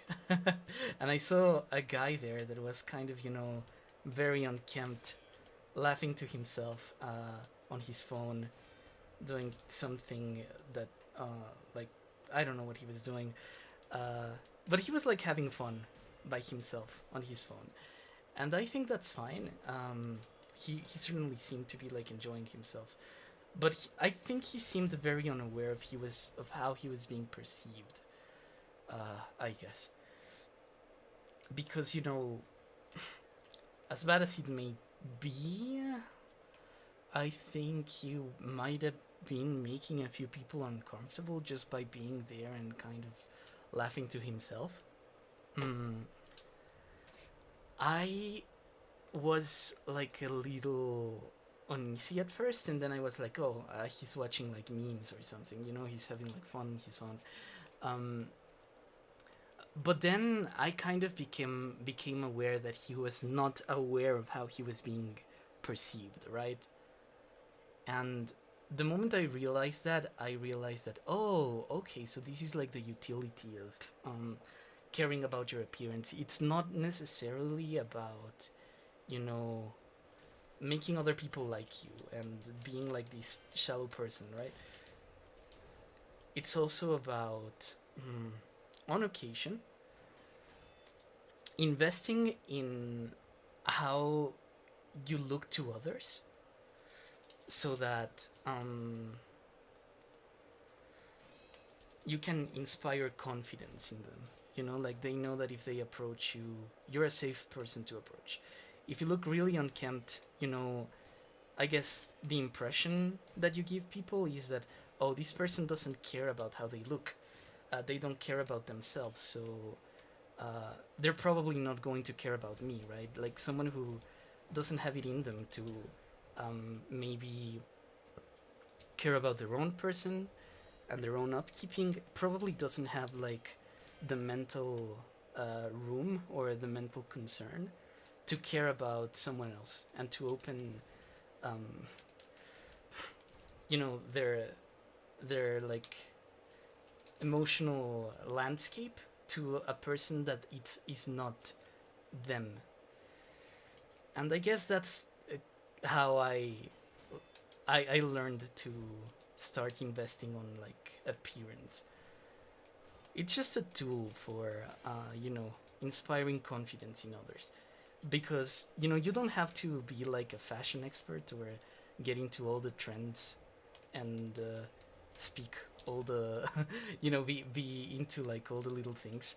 You just gotta do that enough so that others don't feel like unsafe in the like extreme of you not caring.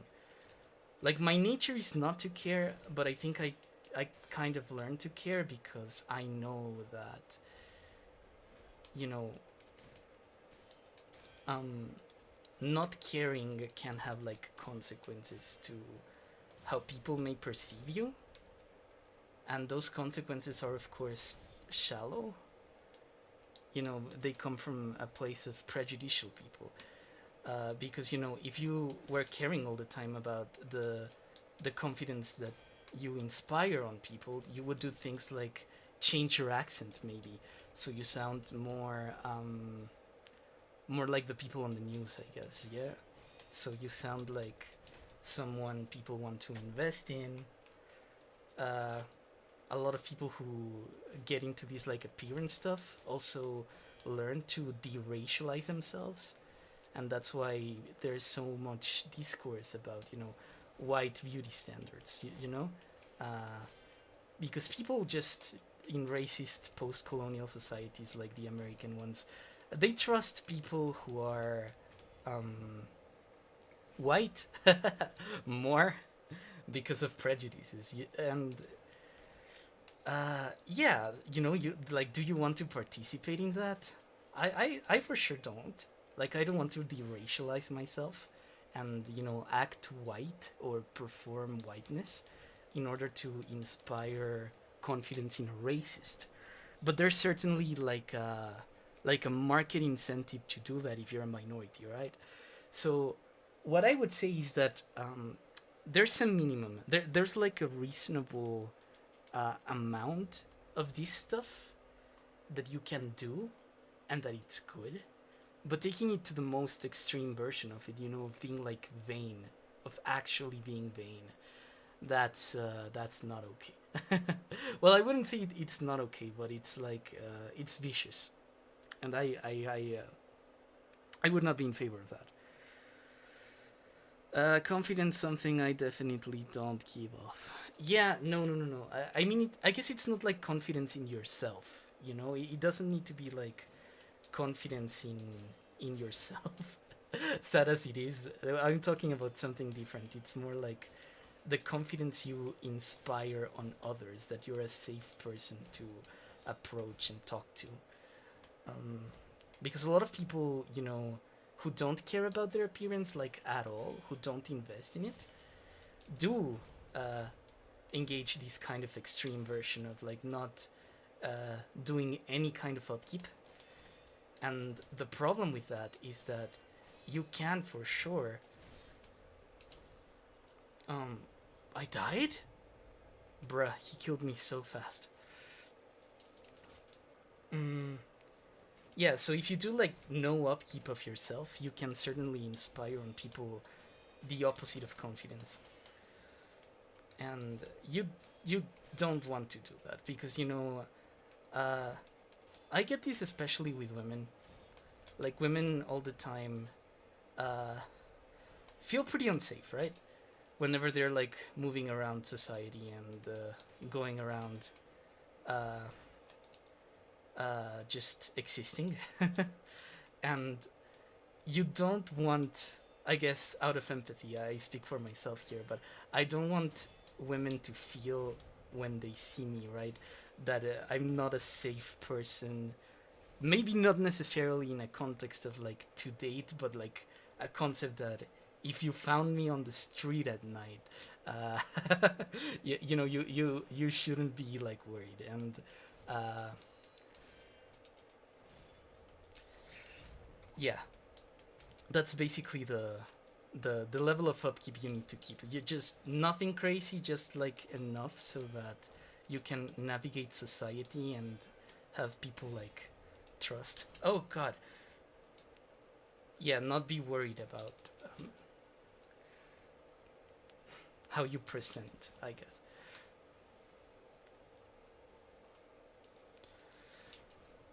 Yeah, because you can certainly look like a creepy guy without necessarily trying to.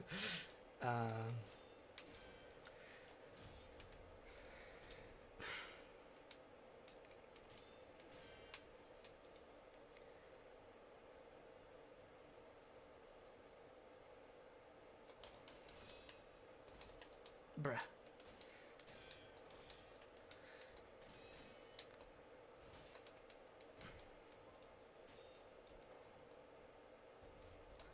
Okay.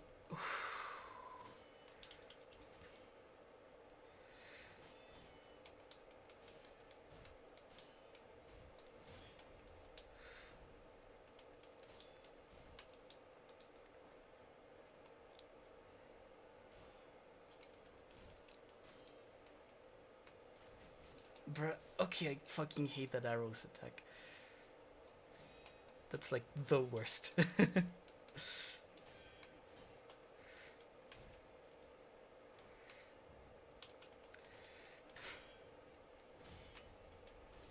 Ooh. Okay, that could have been my shot and I wasted it.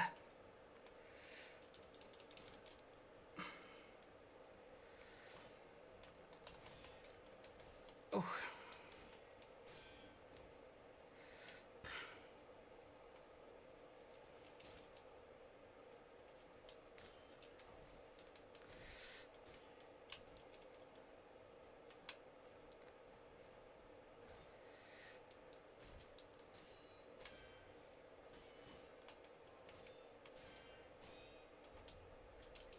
Okay.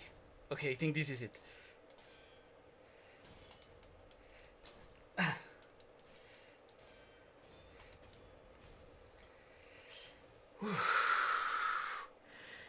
God.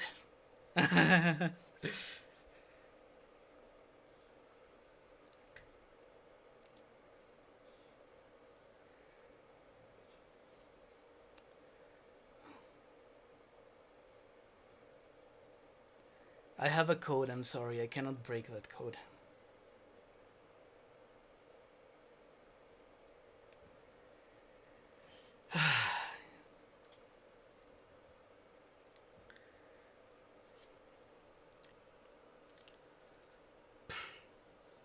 Oh.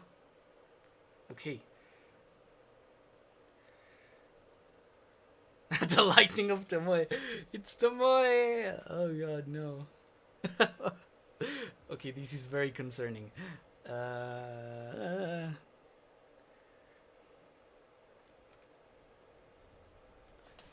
Oh shit. That was bad. Oh no no no no no no no no. Okay, okay, my guy. You're so extra now.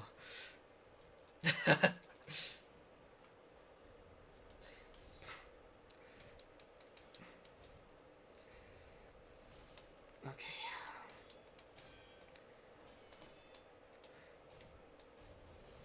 Oh shit.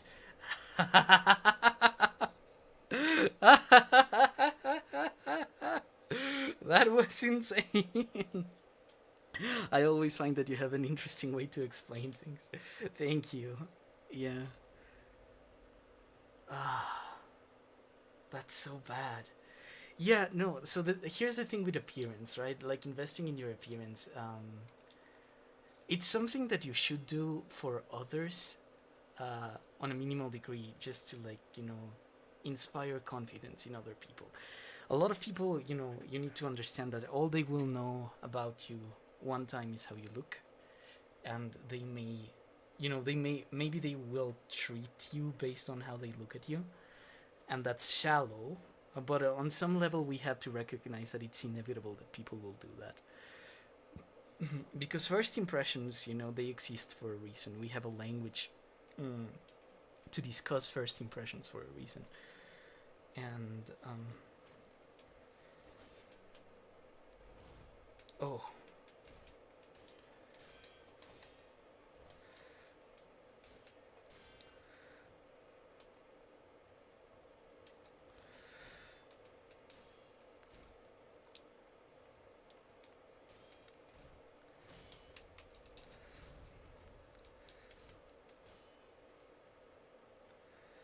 yeah. So I guess all I encourage you to do is to like be aware of that, and not be like cynical about investing in your appearance, at least like a little bit. It doesn't have to be a lot, just enough that you can navigate society in a way that's comfortable for you and comfortable for others. Because yeah, I mean, I think especially if you're like Catholic, like I was raised, you you get taught not to be shallow, uh, not to care about like things that are vain, and I think that's good because ultimately you don't want to be possessed by your desire to like look good to people, but you should be able to understand why there's that desire in the first place, and that desire often comes from like the need for others to just kind of be able to inspire confidence in each other. Oh, I missed.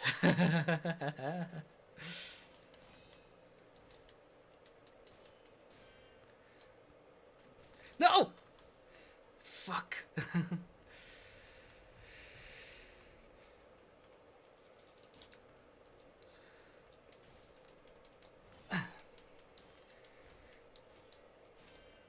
I'm just gonna bully him now.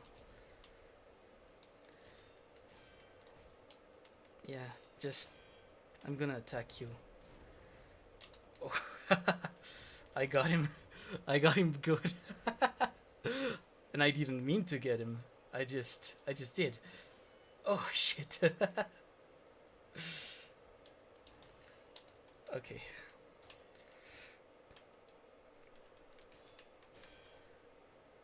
You're still against my steel Genichiro Ashina.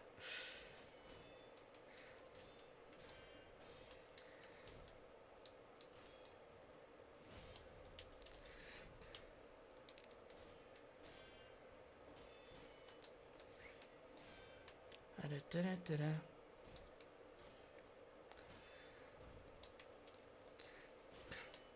Ooh. Okay.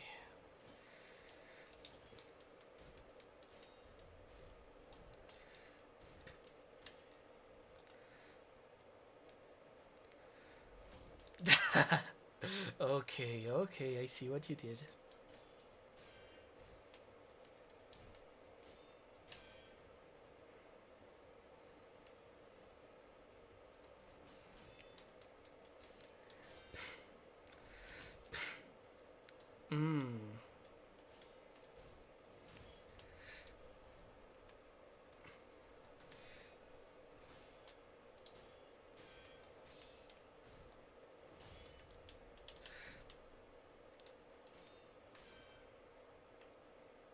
Just gotta keep the heat on the guy. This is like gay sex, basically. Oh no! Oh. No! Fuck you, fuck your arrows. You're not supposed to have arrows. We're having an honorable duel. You're dishonorable, Genichiro. You're cheating. You're not playing fair.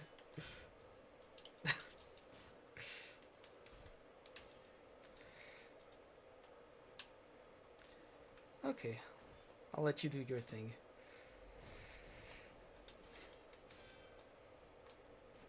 Ah!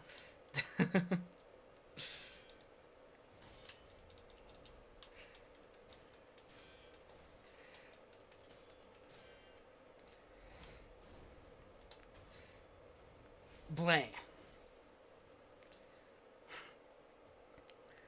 I don't know how to look good though. Just you know, it's a skill. You can learn it like any other skill. That's the thing though.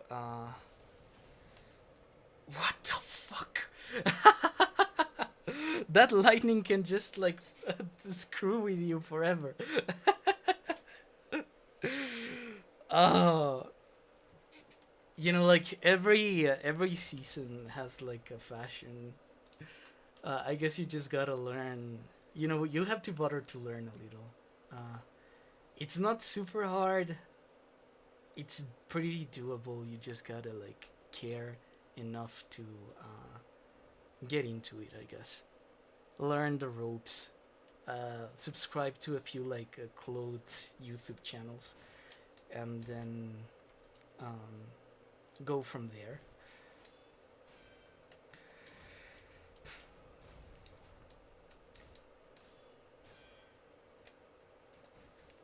Ah, those arrows.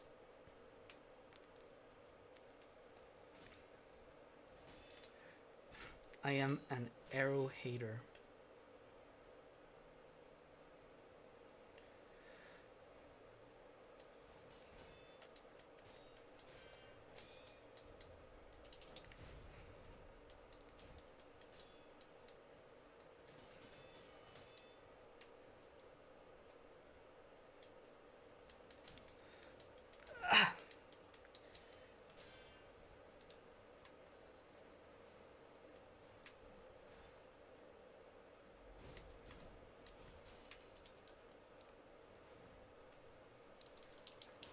Oof.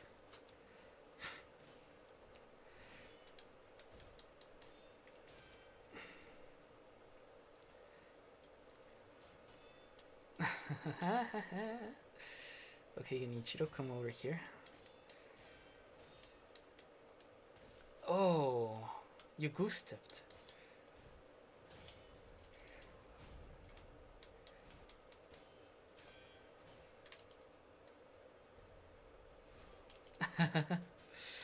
Okay, oh,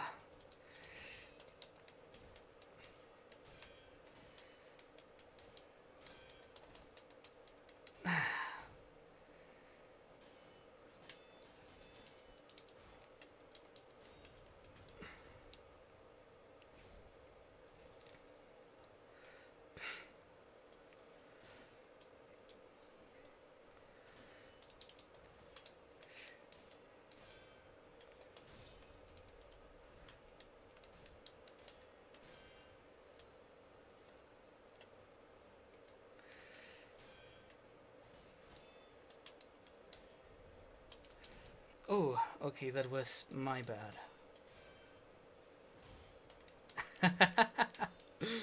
Bruh.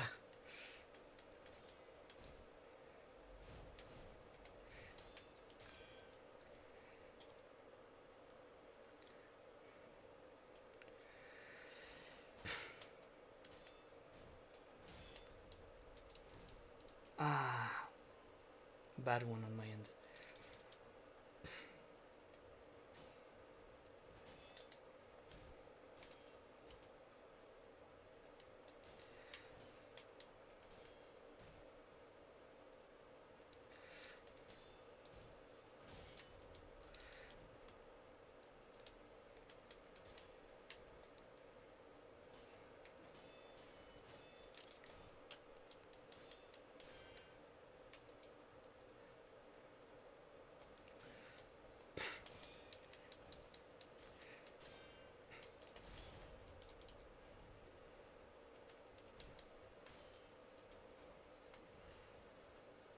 Da-da-da-da-da-da-da.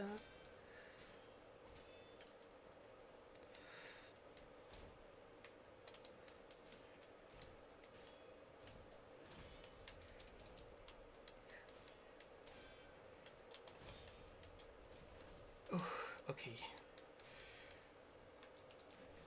No! Okay, okay.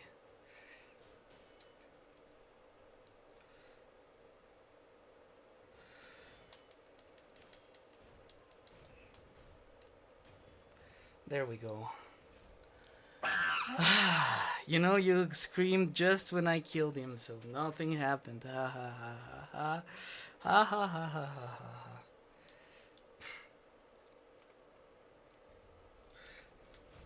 Oh, you can actually Mikiri counter that. Okay, that's good.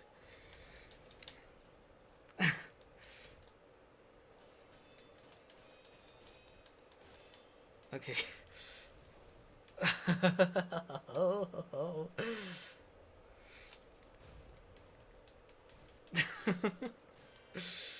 I'm so concerned. He's so powerful.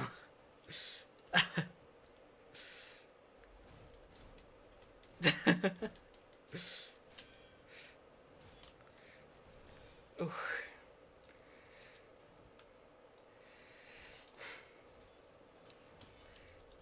Oh. Ah.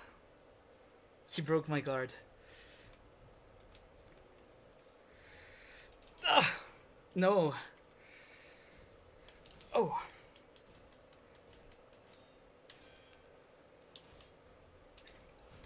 Okay. Can I beat him?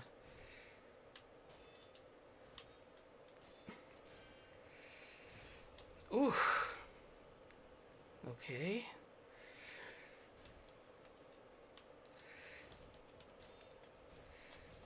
No!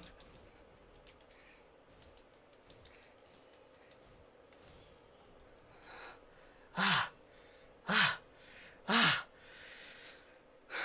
What happened there? I had him against the ropes.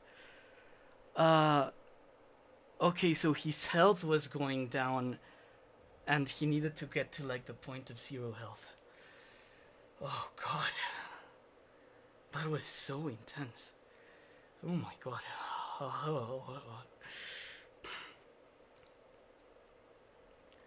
Okay, I think I get him though. Now it's like a much easier fight, I guess.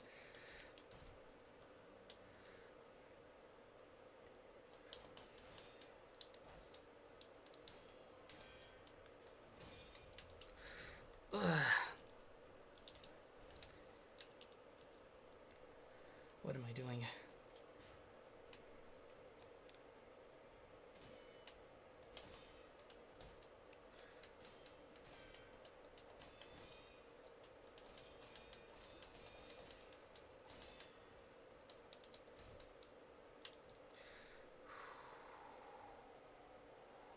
Okay.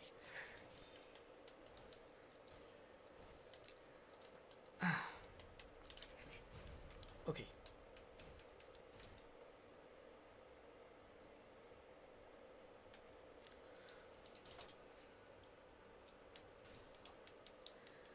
Ah.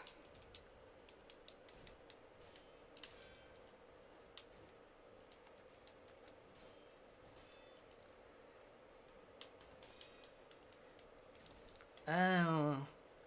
What's going on? I'm really off my rhythm this time.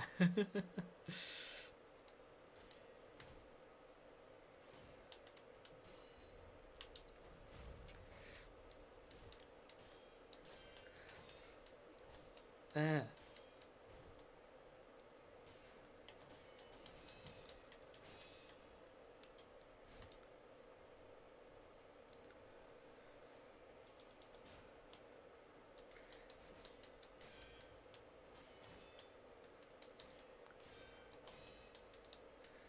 Ah! Fuck you. I really dislike his arrow mechanics. Okay. Time to make him feel the heat, bro. Okay. There we go.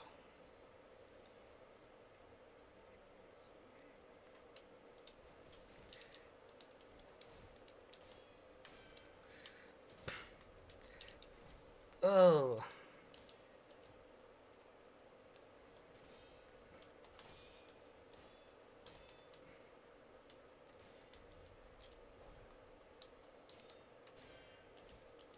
Meow.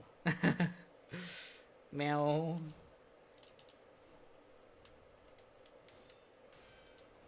Ugh.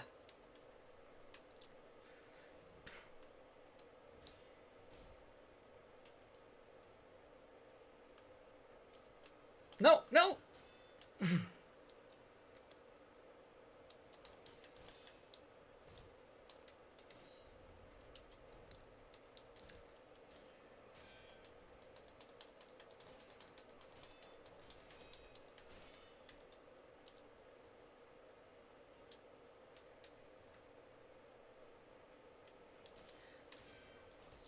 Just gotta keep the heat. Uh-huh.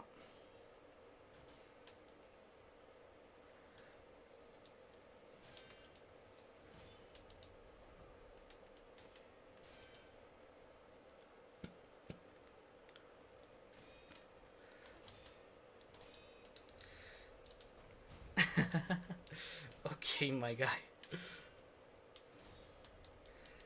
Oh no. Oh no. Ah.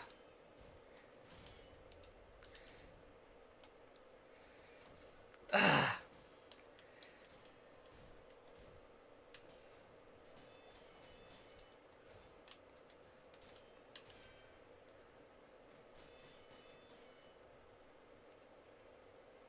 Okay.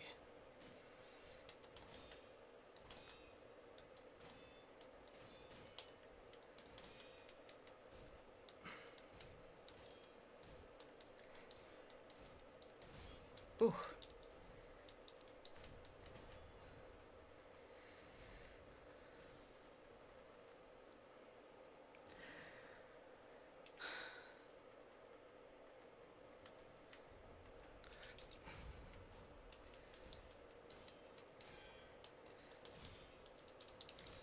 Ooh.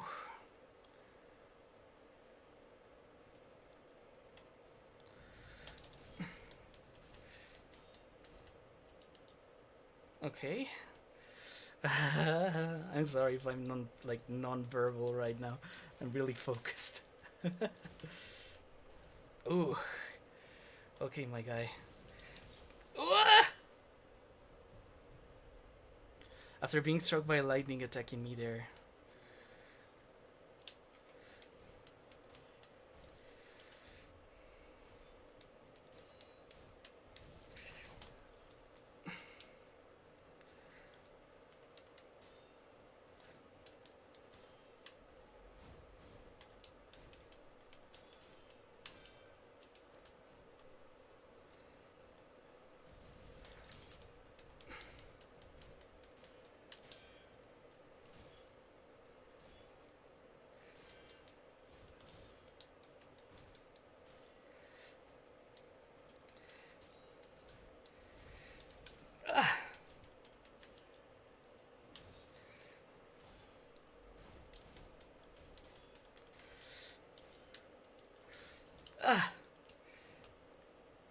No, no, no!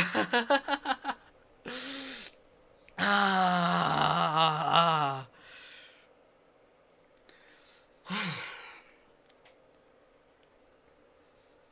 The only notable thing about my appearance is my extremely curly hair. You know what? Work with what works for you, man.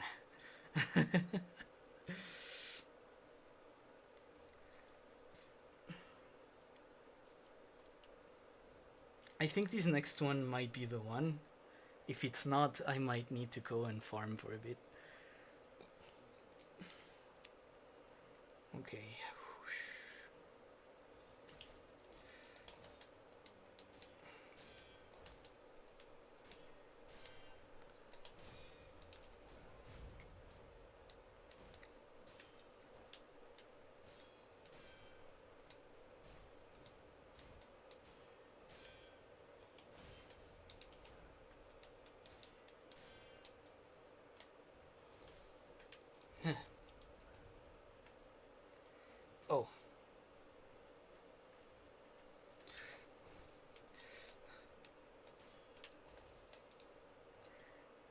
This was bad.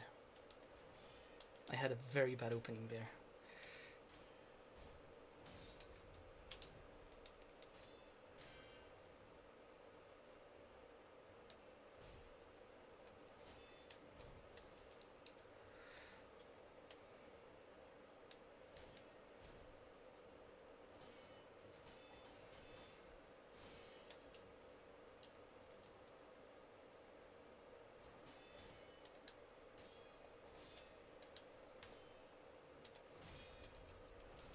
Ugh.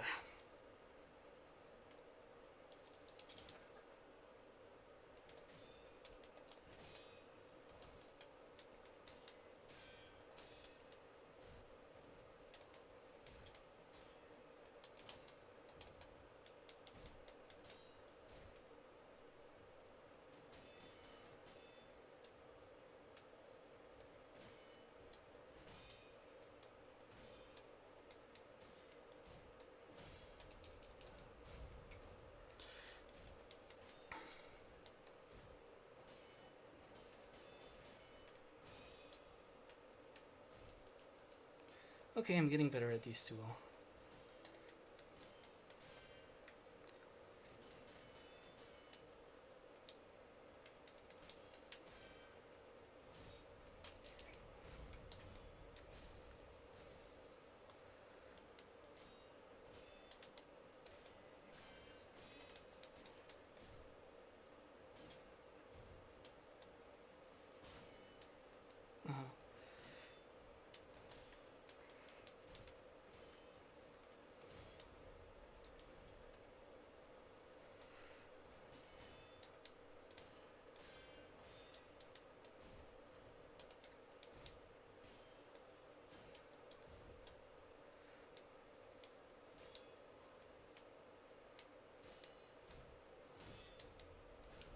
Ooh.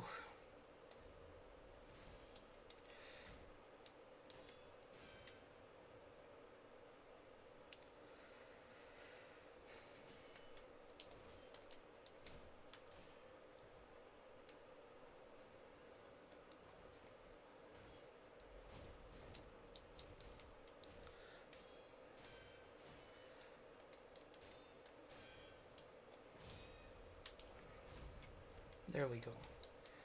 This is probably the best fight I've had so far.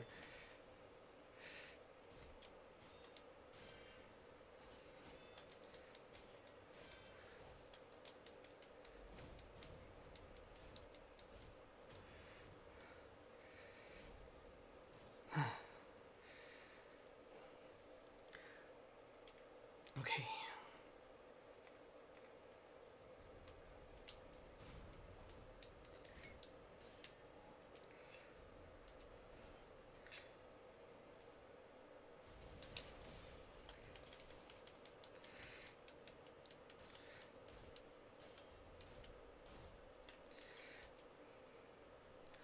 Ooh. What? No! What was that?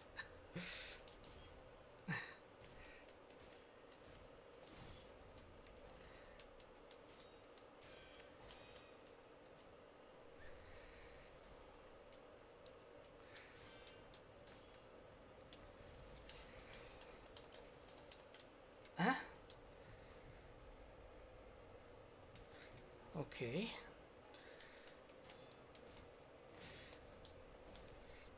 Blah. Okay, I think I can't counter lightning yet. I don't get it.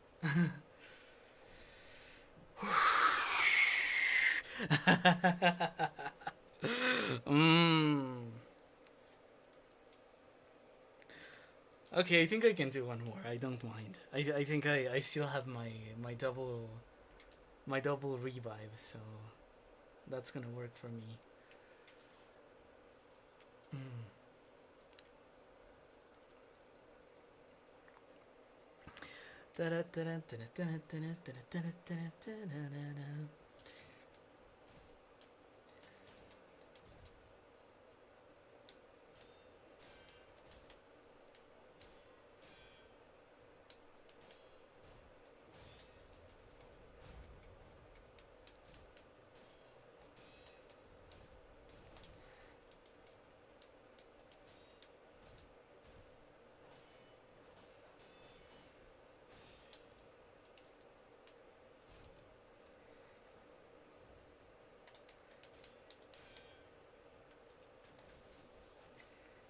Okay, I'm putting the heat on him. This is probably one the best starting I have so far.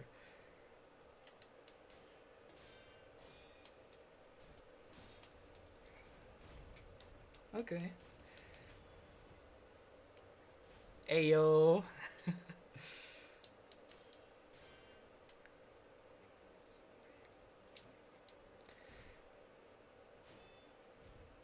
Mhm.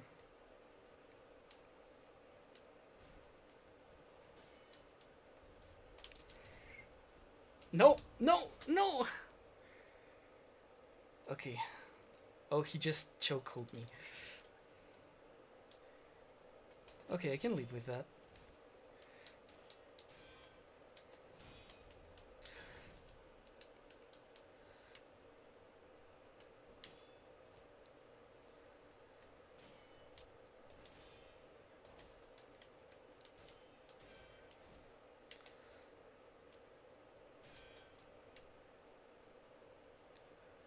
Whew.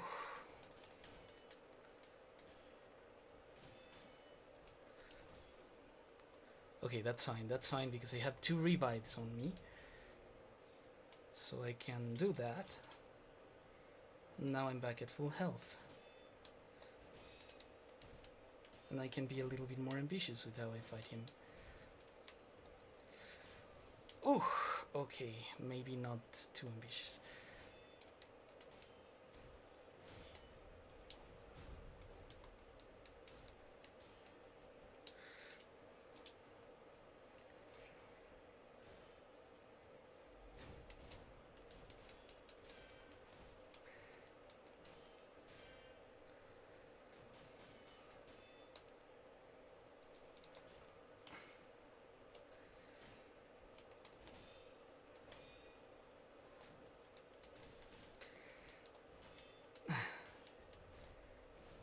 But he went through my guard.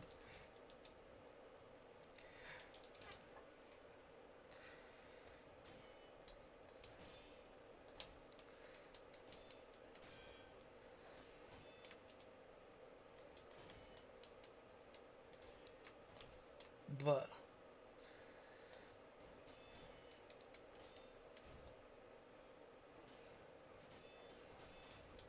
no! Ah, fuck.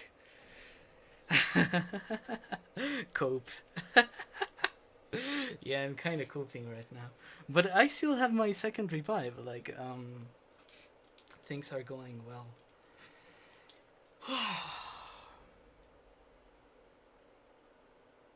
Oof, I'm out of money almost. I mean, I don't mind being out of money.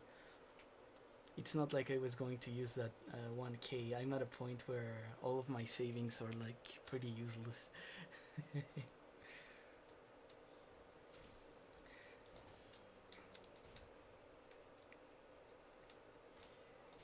I had such a good opening that round. Okay, no. No, no, no, no, no, no, no, no, no, no, no, no.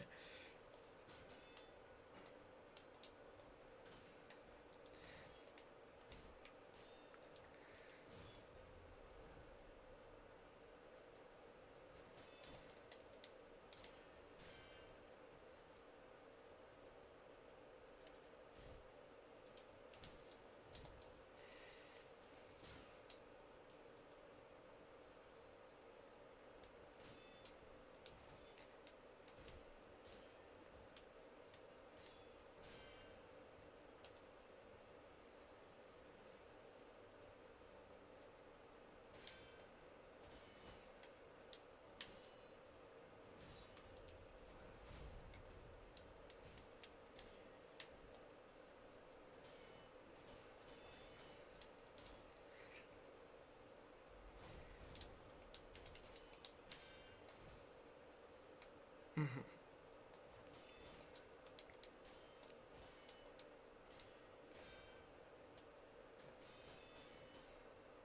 Okay, I'm super lucky that I had my controller like in the right spot there.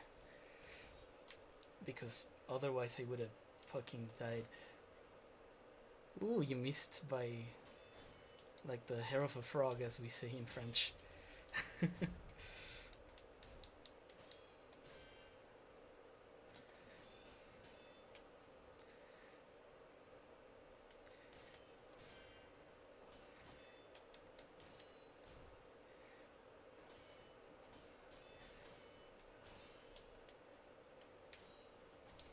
Blah.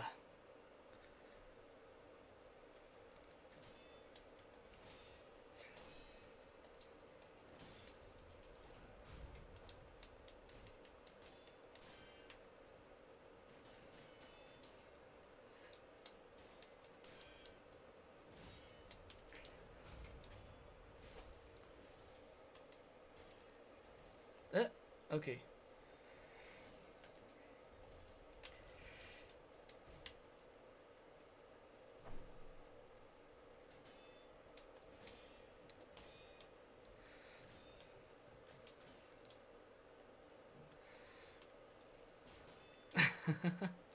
Okay.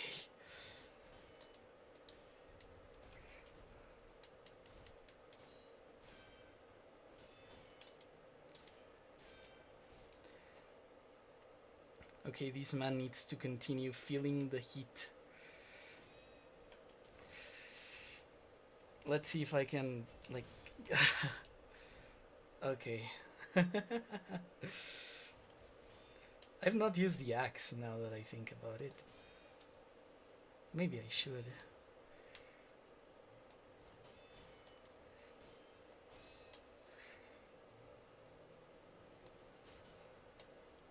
Hmm.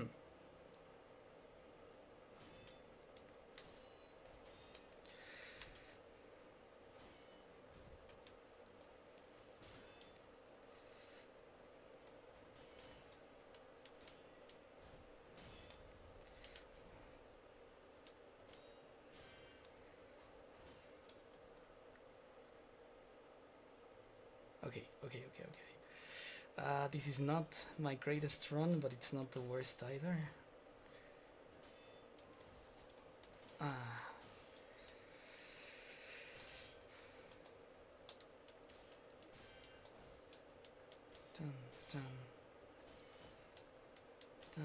Done. Okay, bad.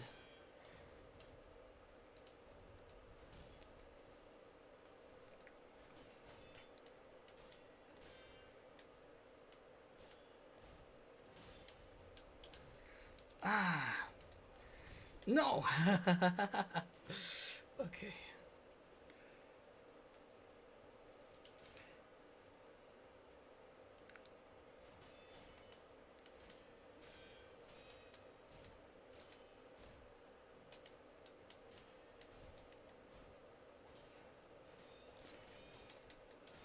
That's gotta be fake, bro. I think the game let me have that.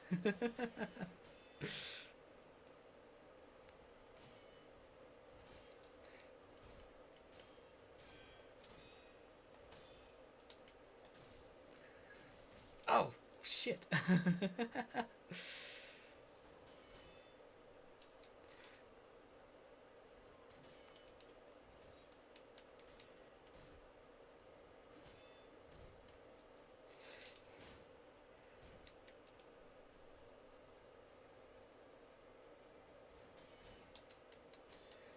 Oh, so my life also recharges lower when I'm low HP. Okay. That's a good thing to know. No! Okay, that's good though. That's good though. Because I have him like right there. And now I have recharged my second kill. And now I can face Sasuke. Be fearless.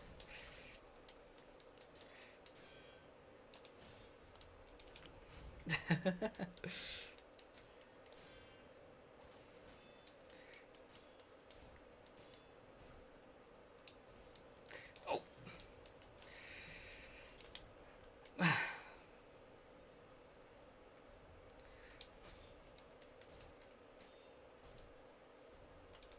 Okay. No! This is not what I want to do. Just let me eat a pellet.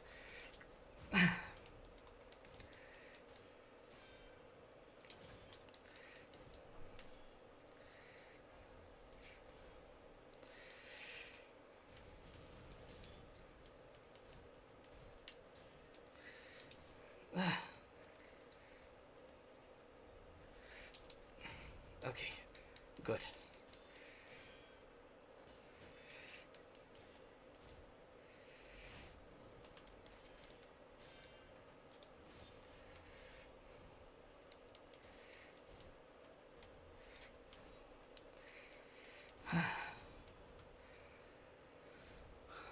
God.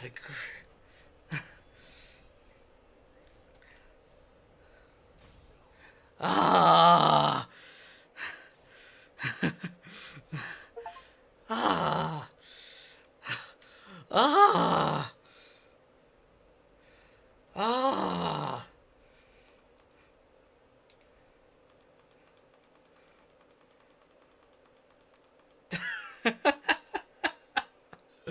Oh my god.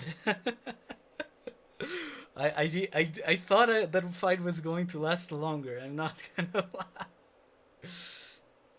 Oh.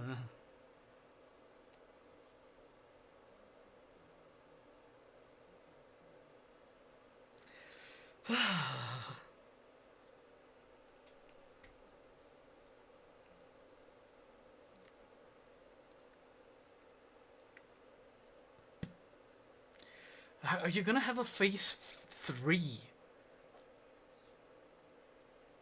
Bruh, is he gonna have a phase 3? Is this game going to make me fight 4 times? What?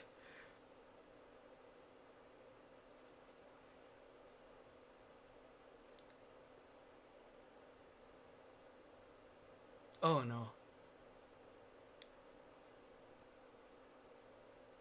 Yeah, no, I think he doesn't want to fight anymore. He's going to quit. Oh god. Okay, so long. Sayonara. Iterashai.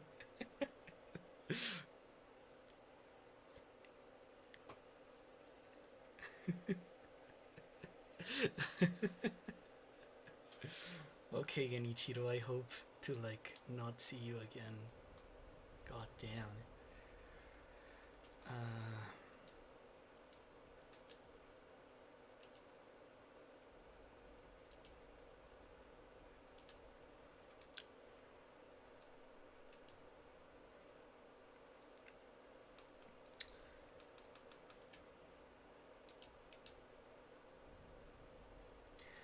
Ooh.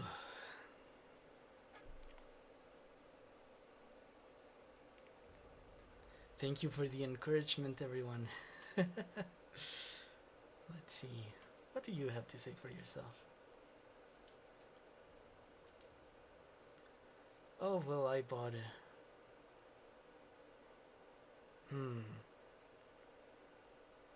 So he got sick because of the...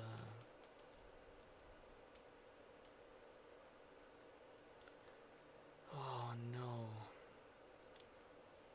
I think that's a slightly abusive mechanic of the game. You know, they make you care about characters that then they proceed to kill. I don't like that about this game. You know, because the game encourages you to learn, in a way, by dying, by getting better at the fights, by becoming a better fighter, by becoming a better duelist. And you'd imagine the game would like encourage you to get through it by actually being risk averse and actually trying to like fight people. But by punishing you for dying by killing characters that have like nothing to do with the you know the enemies you're fighting, it's kind of like, you know, they don't want you to die. They're trying to stress you out until you like do not die. And I don't love that because it encourages players to be conservative with how they play. It encourages, you know, like people could be having a lot of fun fighting and taking risks,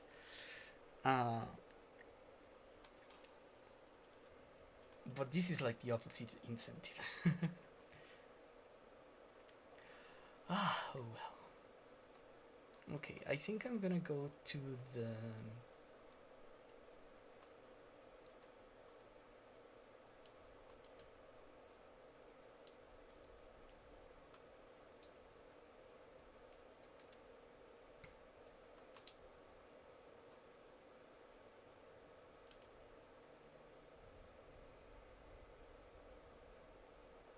I've cured the guy.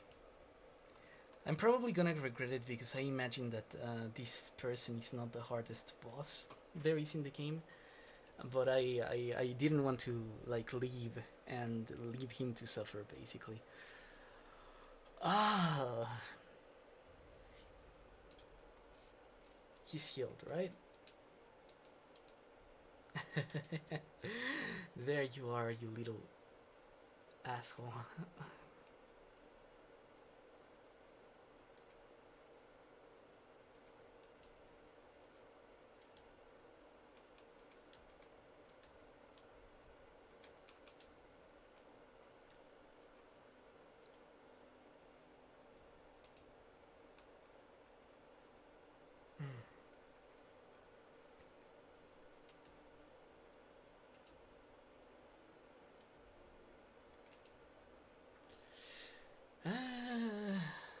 Okay, I have 5 of those, so I can keep,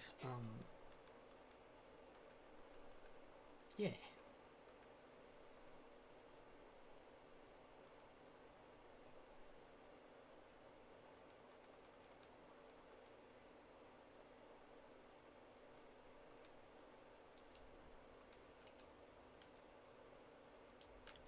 Okay. I like when stories kill characters. Yeah, I guess it's more interesting. Hello, my guy.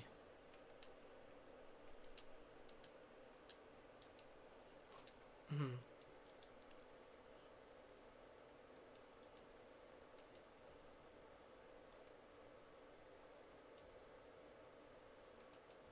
Let's see. Let's get some upgrades.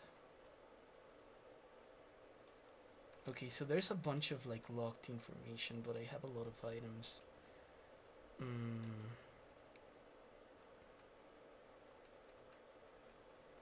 Hmm. Yeah, like I technically have the items necessary to turn these weapons into like really powerful things. It's just yeah, no, that like this guy I probably need knowledge of some sort.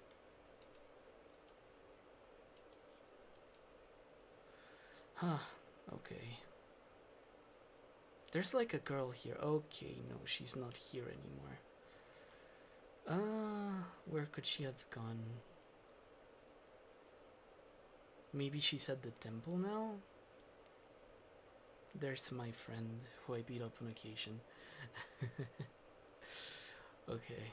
I'll be wrapping up soon. It's 10:37. I don't want to stream past 11. Uh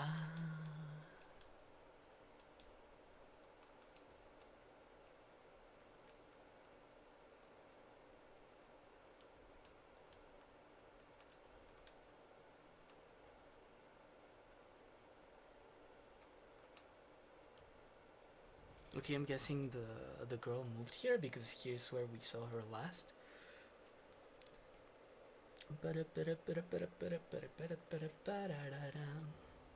There she is. Hello. Who are you?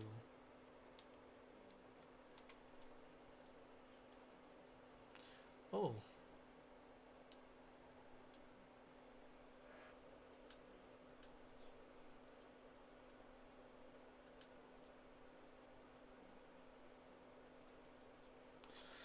Oh, okay, so they want to get rid of the power. You know, the power that allows me to come back to life, these guys don't want it.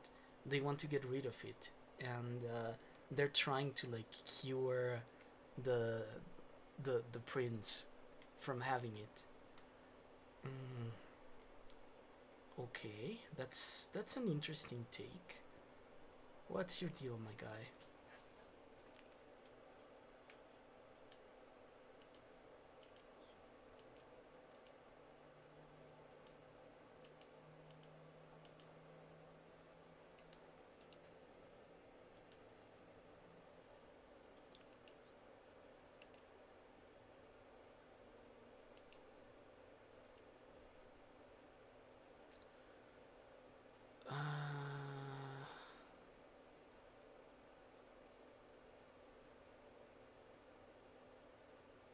I mean, technically.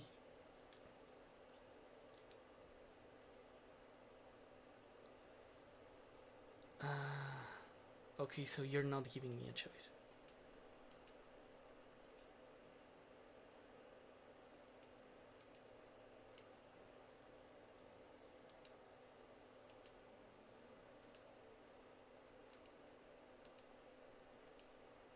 Okay, so I've done that.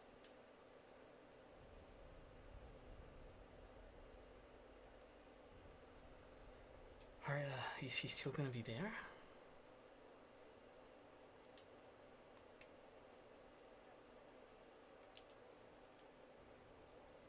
A book from Kuro on the art of severing ties with the dragon's heritage.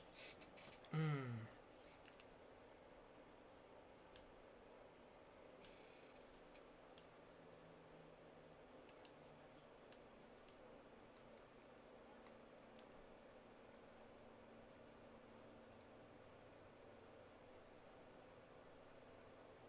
Hmm. Okay. Okay, I'm guessing that's going to start like a next, the next part of all this. So I'm just gonna travel to like one more place in the temples. Maybe in case I see something in the main ground. If you could make a state, what state would you base it off of or take a great inspiration from? I'm not sure.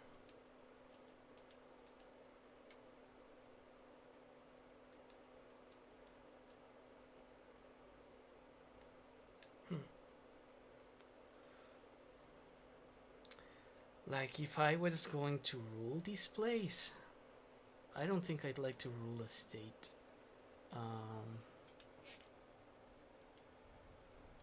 But I think that, there have been interesting projects in history that maybe deserve a second chance. What would be one of those? I guess the.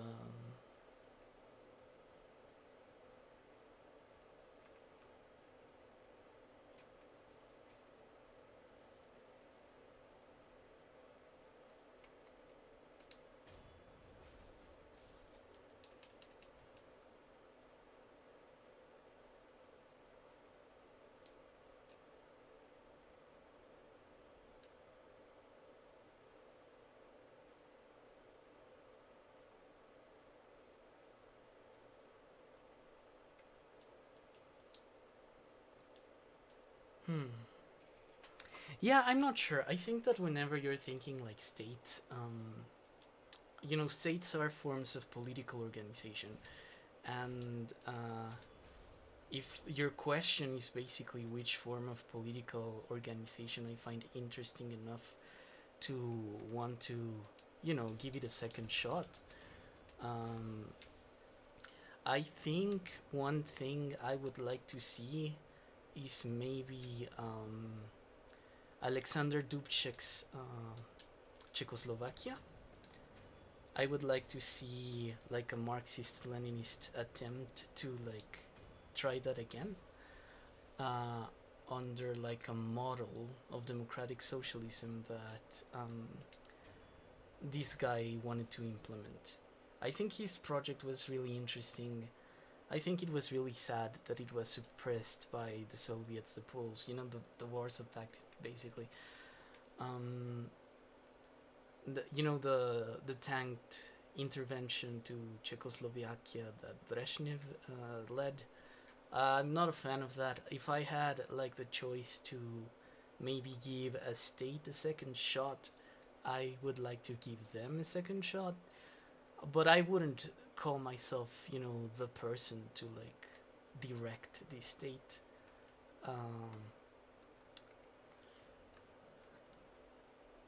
I don't have those kinds of ambitions, I think. Aspirations to power and all that sort of stuff. Okay. So we're going to the temple, and I think that's where we're closing the stream. I can kind of see where the story is going. the story is kind of about how we're going to be questioning our roles as, the helpers of Kuro. We're trying to choose between Kuro and the Iron Code, I guess. We've wavered once.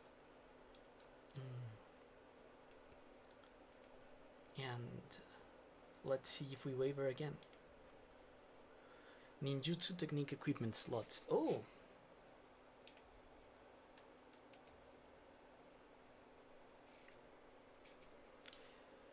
Turns the spraying blood of a victim to smoke. Cost.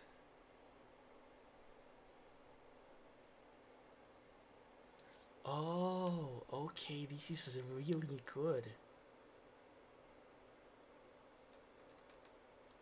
Okay, let me try it. I wanted to.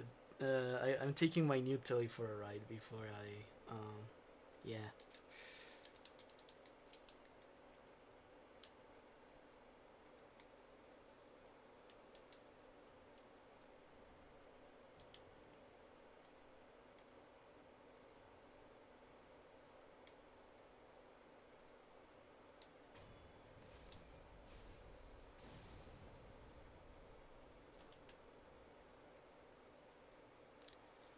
Oh, I see. Okay.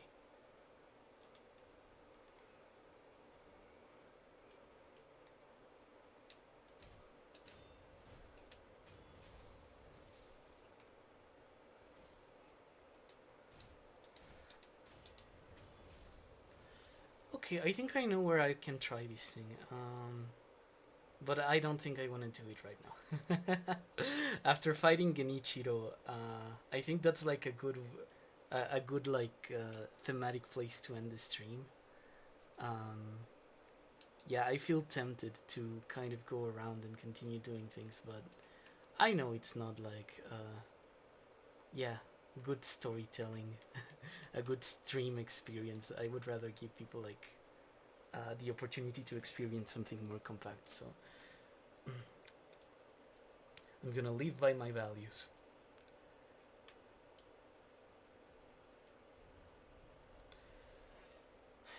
Travel to Kuro's room. Oh, we've unlocked a new main storyline location. That's good.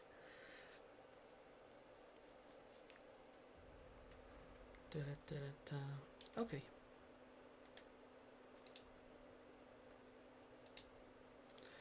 Well.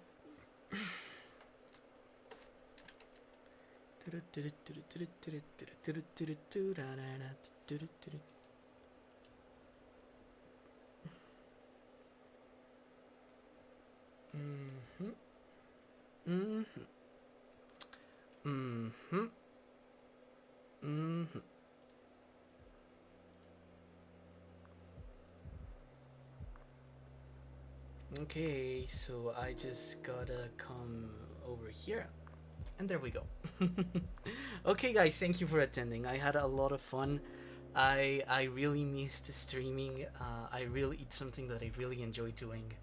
And I'm glad that you came over and showed up. Even after such a long period of inactivity on my end, on my streaming channel. Yeah, so going forward, I don't know when I'm going to stream again, probably after the publishing of Quebec 3, probably earlier. It all depends on my workload, on, all the projects that I have going on right now. Quebec 3, tentatively, might be published on September the 20th. After that, there will be a stream where I will answer Quebec 3 questions. And that might be over at the main channel, it might be over at this one. I still have to decide that. I'm starting to see that streams in general, even Q&As are kind of bad for the algorithm. So I think I'm going to be streaming here, like yeah, that kind of thing. Great stream, thank you. Thank you for coming, Meteor. Thank you for streaming. Have a great weekend. You could not stream for a decade and I would still show up. Oh, that's very sweet, Kame. Yeah, it's most that's a concern for streamers, right? Like streamers do often have to worry that, you know, since it's live content, they have to produce more regularly than if they were making YouTube videos. But honestly, streaming is something I do for fun. It's like something I do to express my gender identity, to like talk to people, to maybe have a chance to interact with the members of my audience that I know care a lot about me, you know, beyond the videos. So yeah, are the Archons supposed to get Quebec 3 early? Yes, they are. The day actually passed. I just need to think of a way to allow you to get it.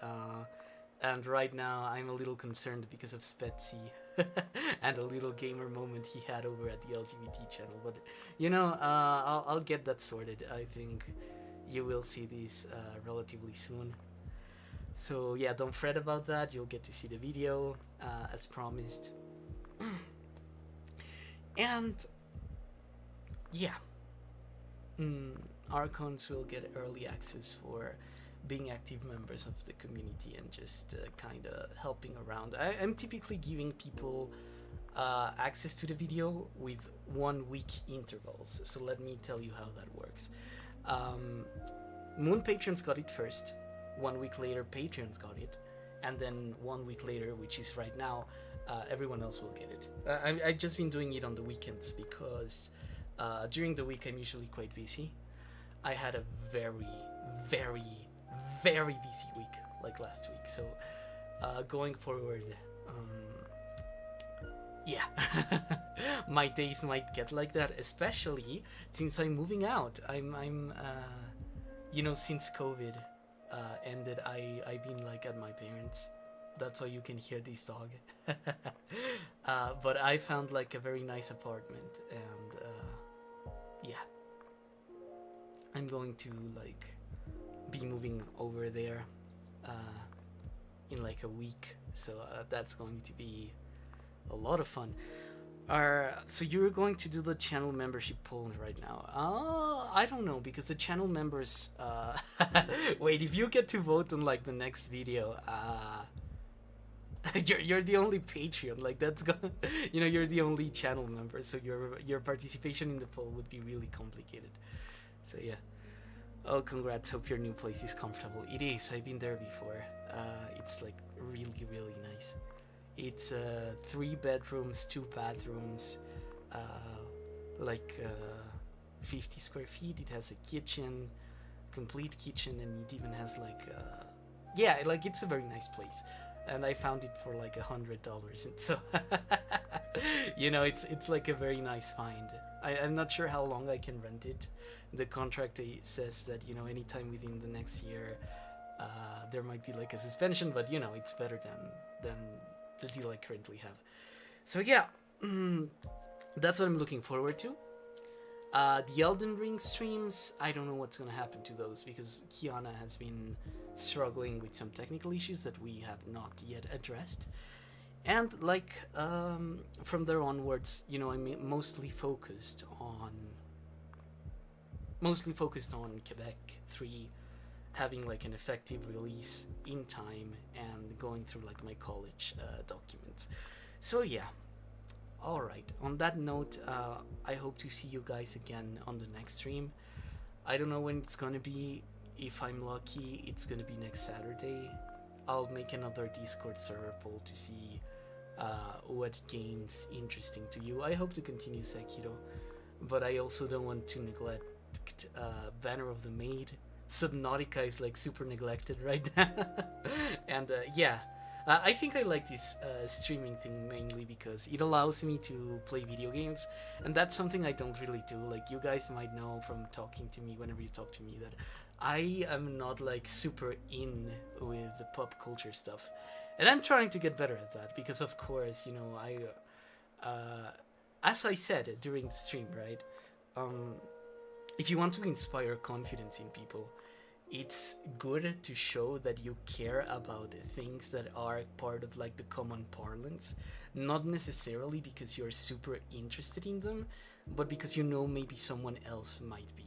And I find that in these online communities that I move in, people play video games, and hang out and do things like streaming. And I didn't do that before, and I felt like this barrier between me and people I wanted to be friends with, because we could have shared more hobbies, and we didn't. But now, thanks to this, we do. And yeah, I'm interested in playing games, mostly because all the time, most of what I do on my time is reading or practicing or learning skills. But yeah, I want to become like more savvy of what people are doing in like the pop culture space. So yeah, okay, I consider today like a wonderful success. I hope to see you guys again, and thank you for coming by. This is actual goodbye now. I'll be going to bed and having dinner and doing like a couple of late night activities before I properly leave. So yeah, thank you for attending. Bye bye.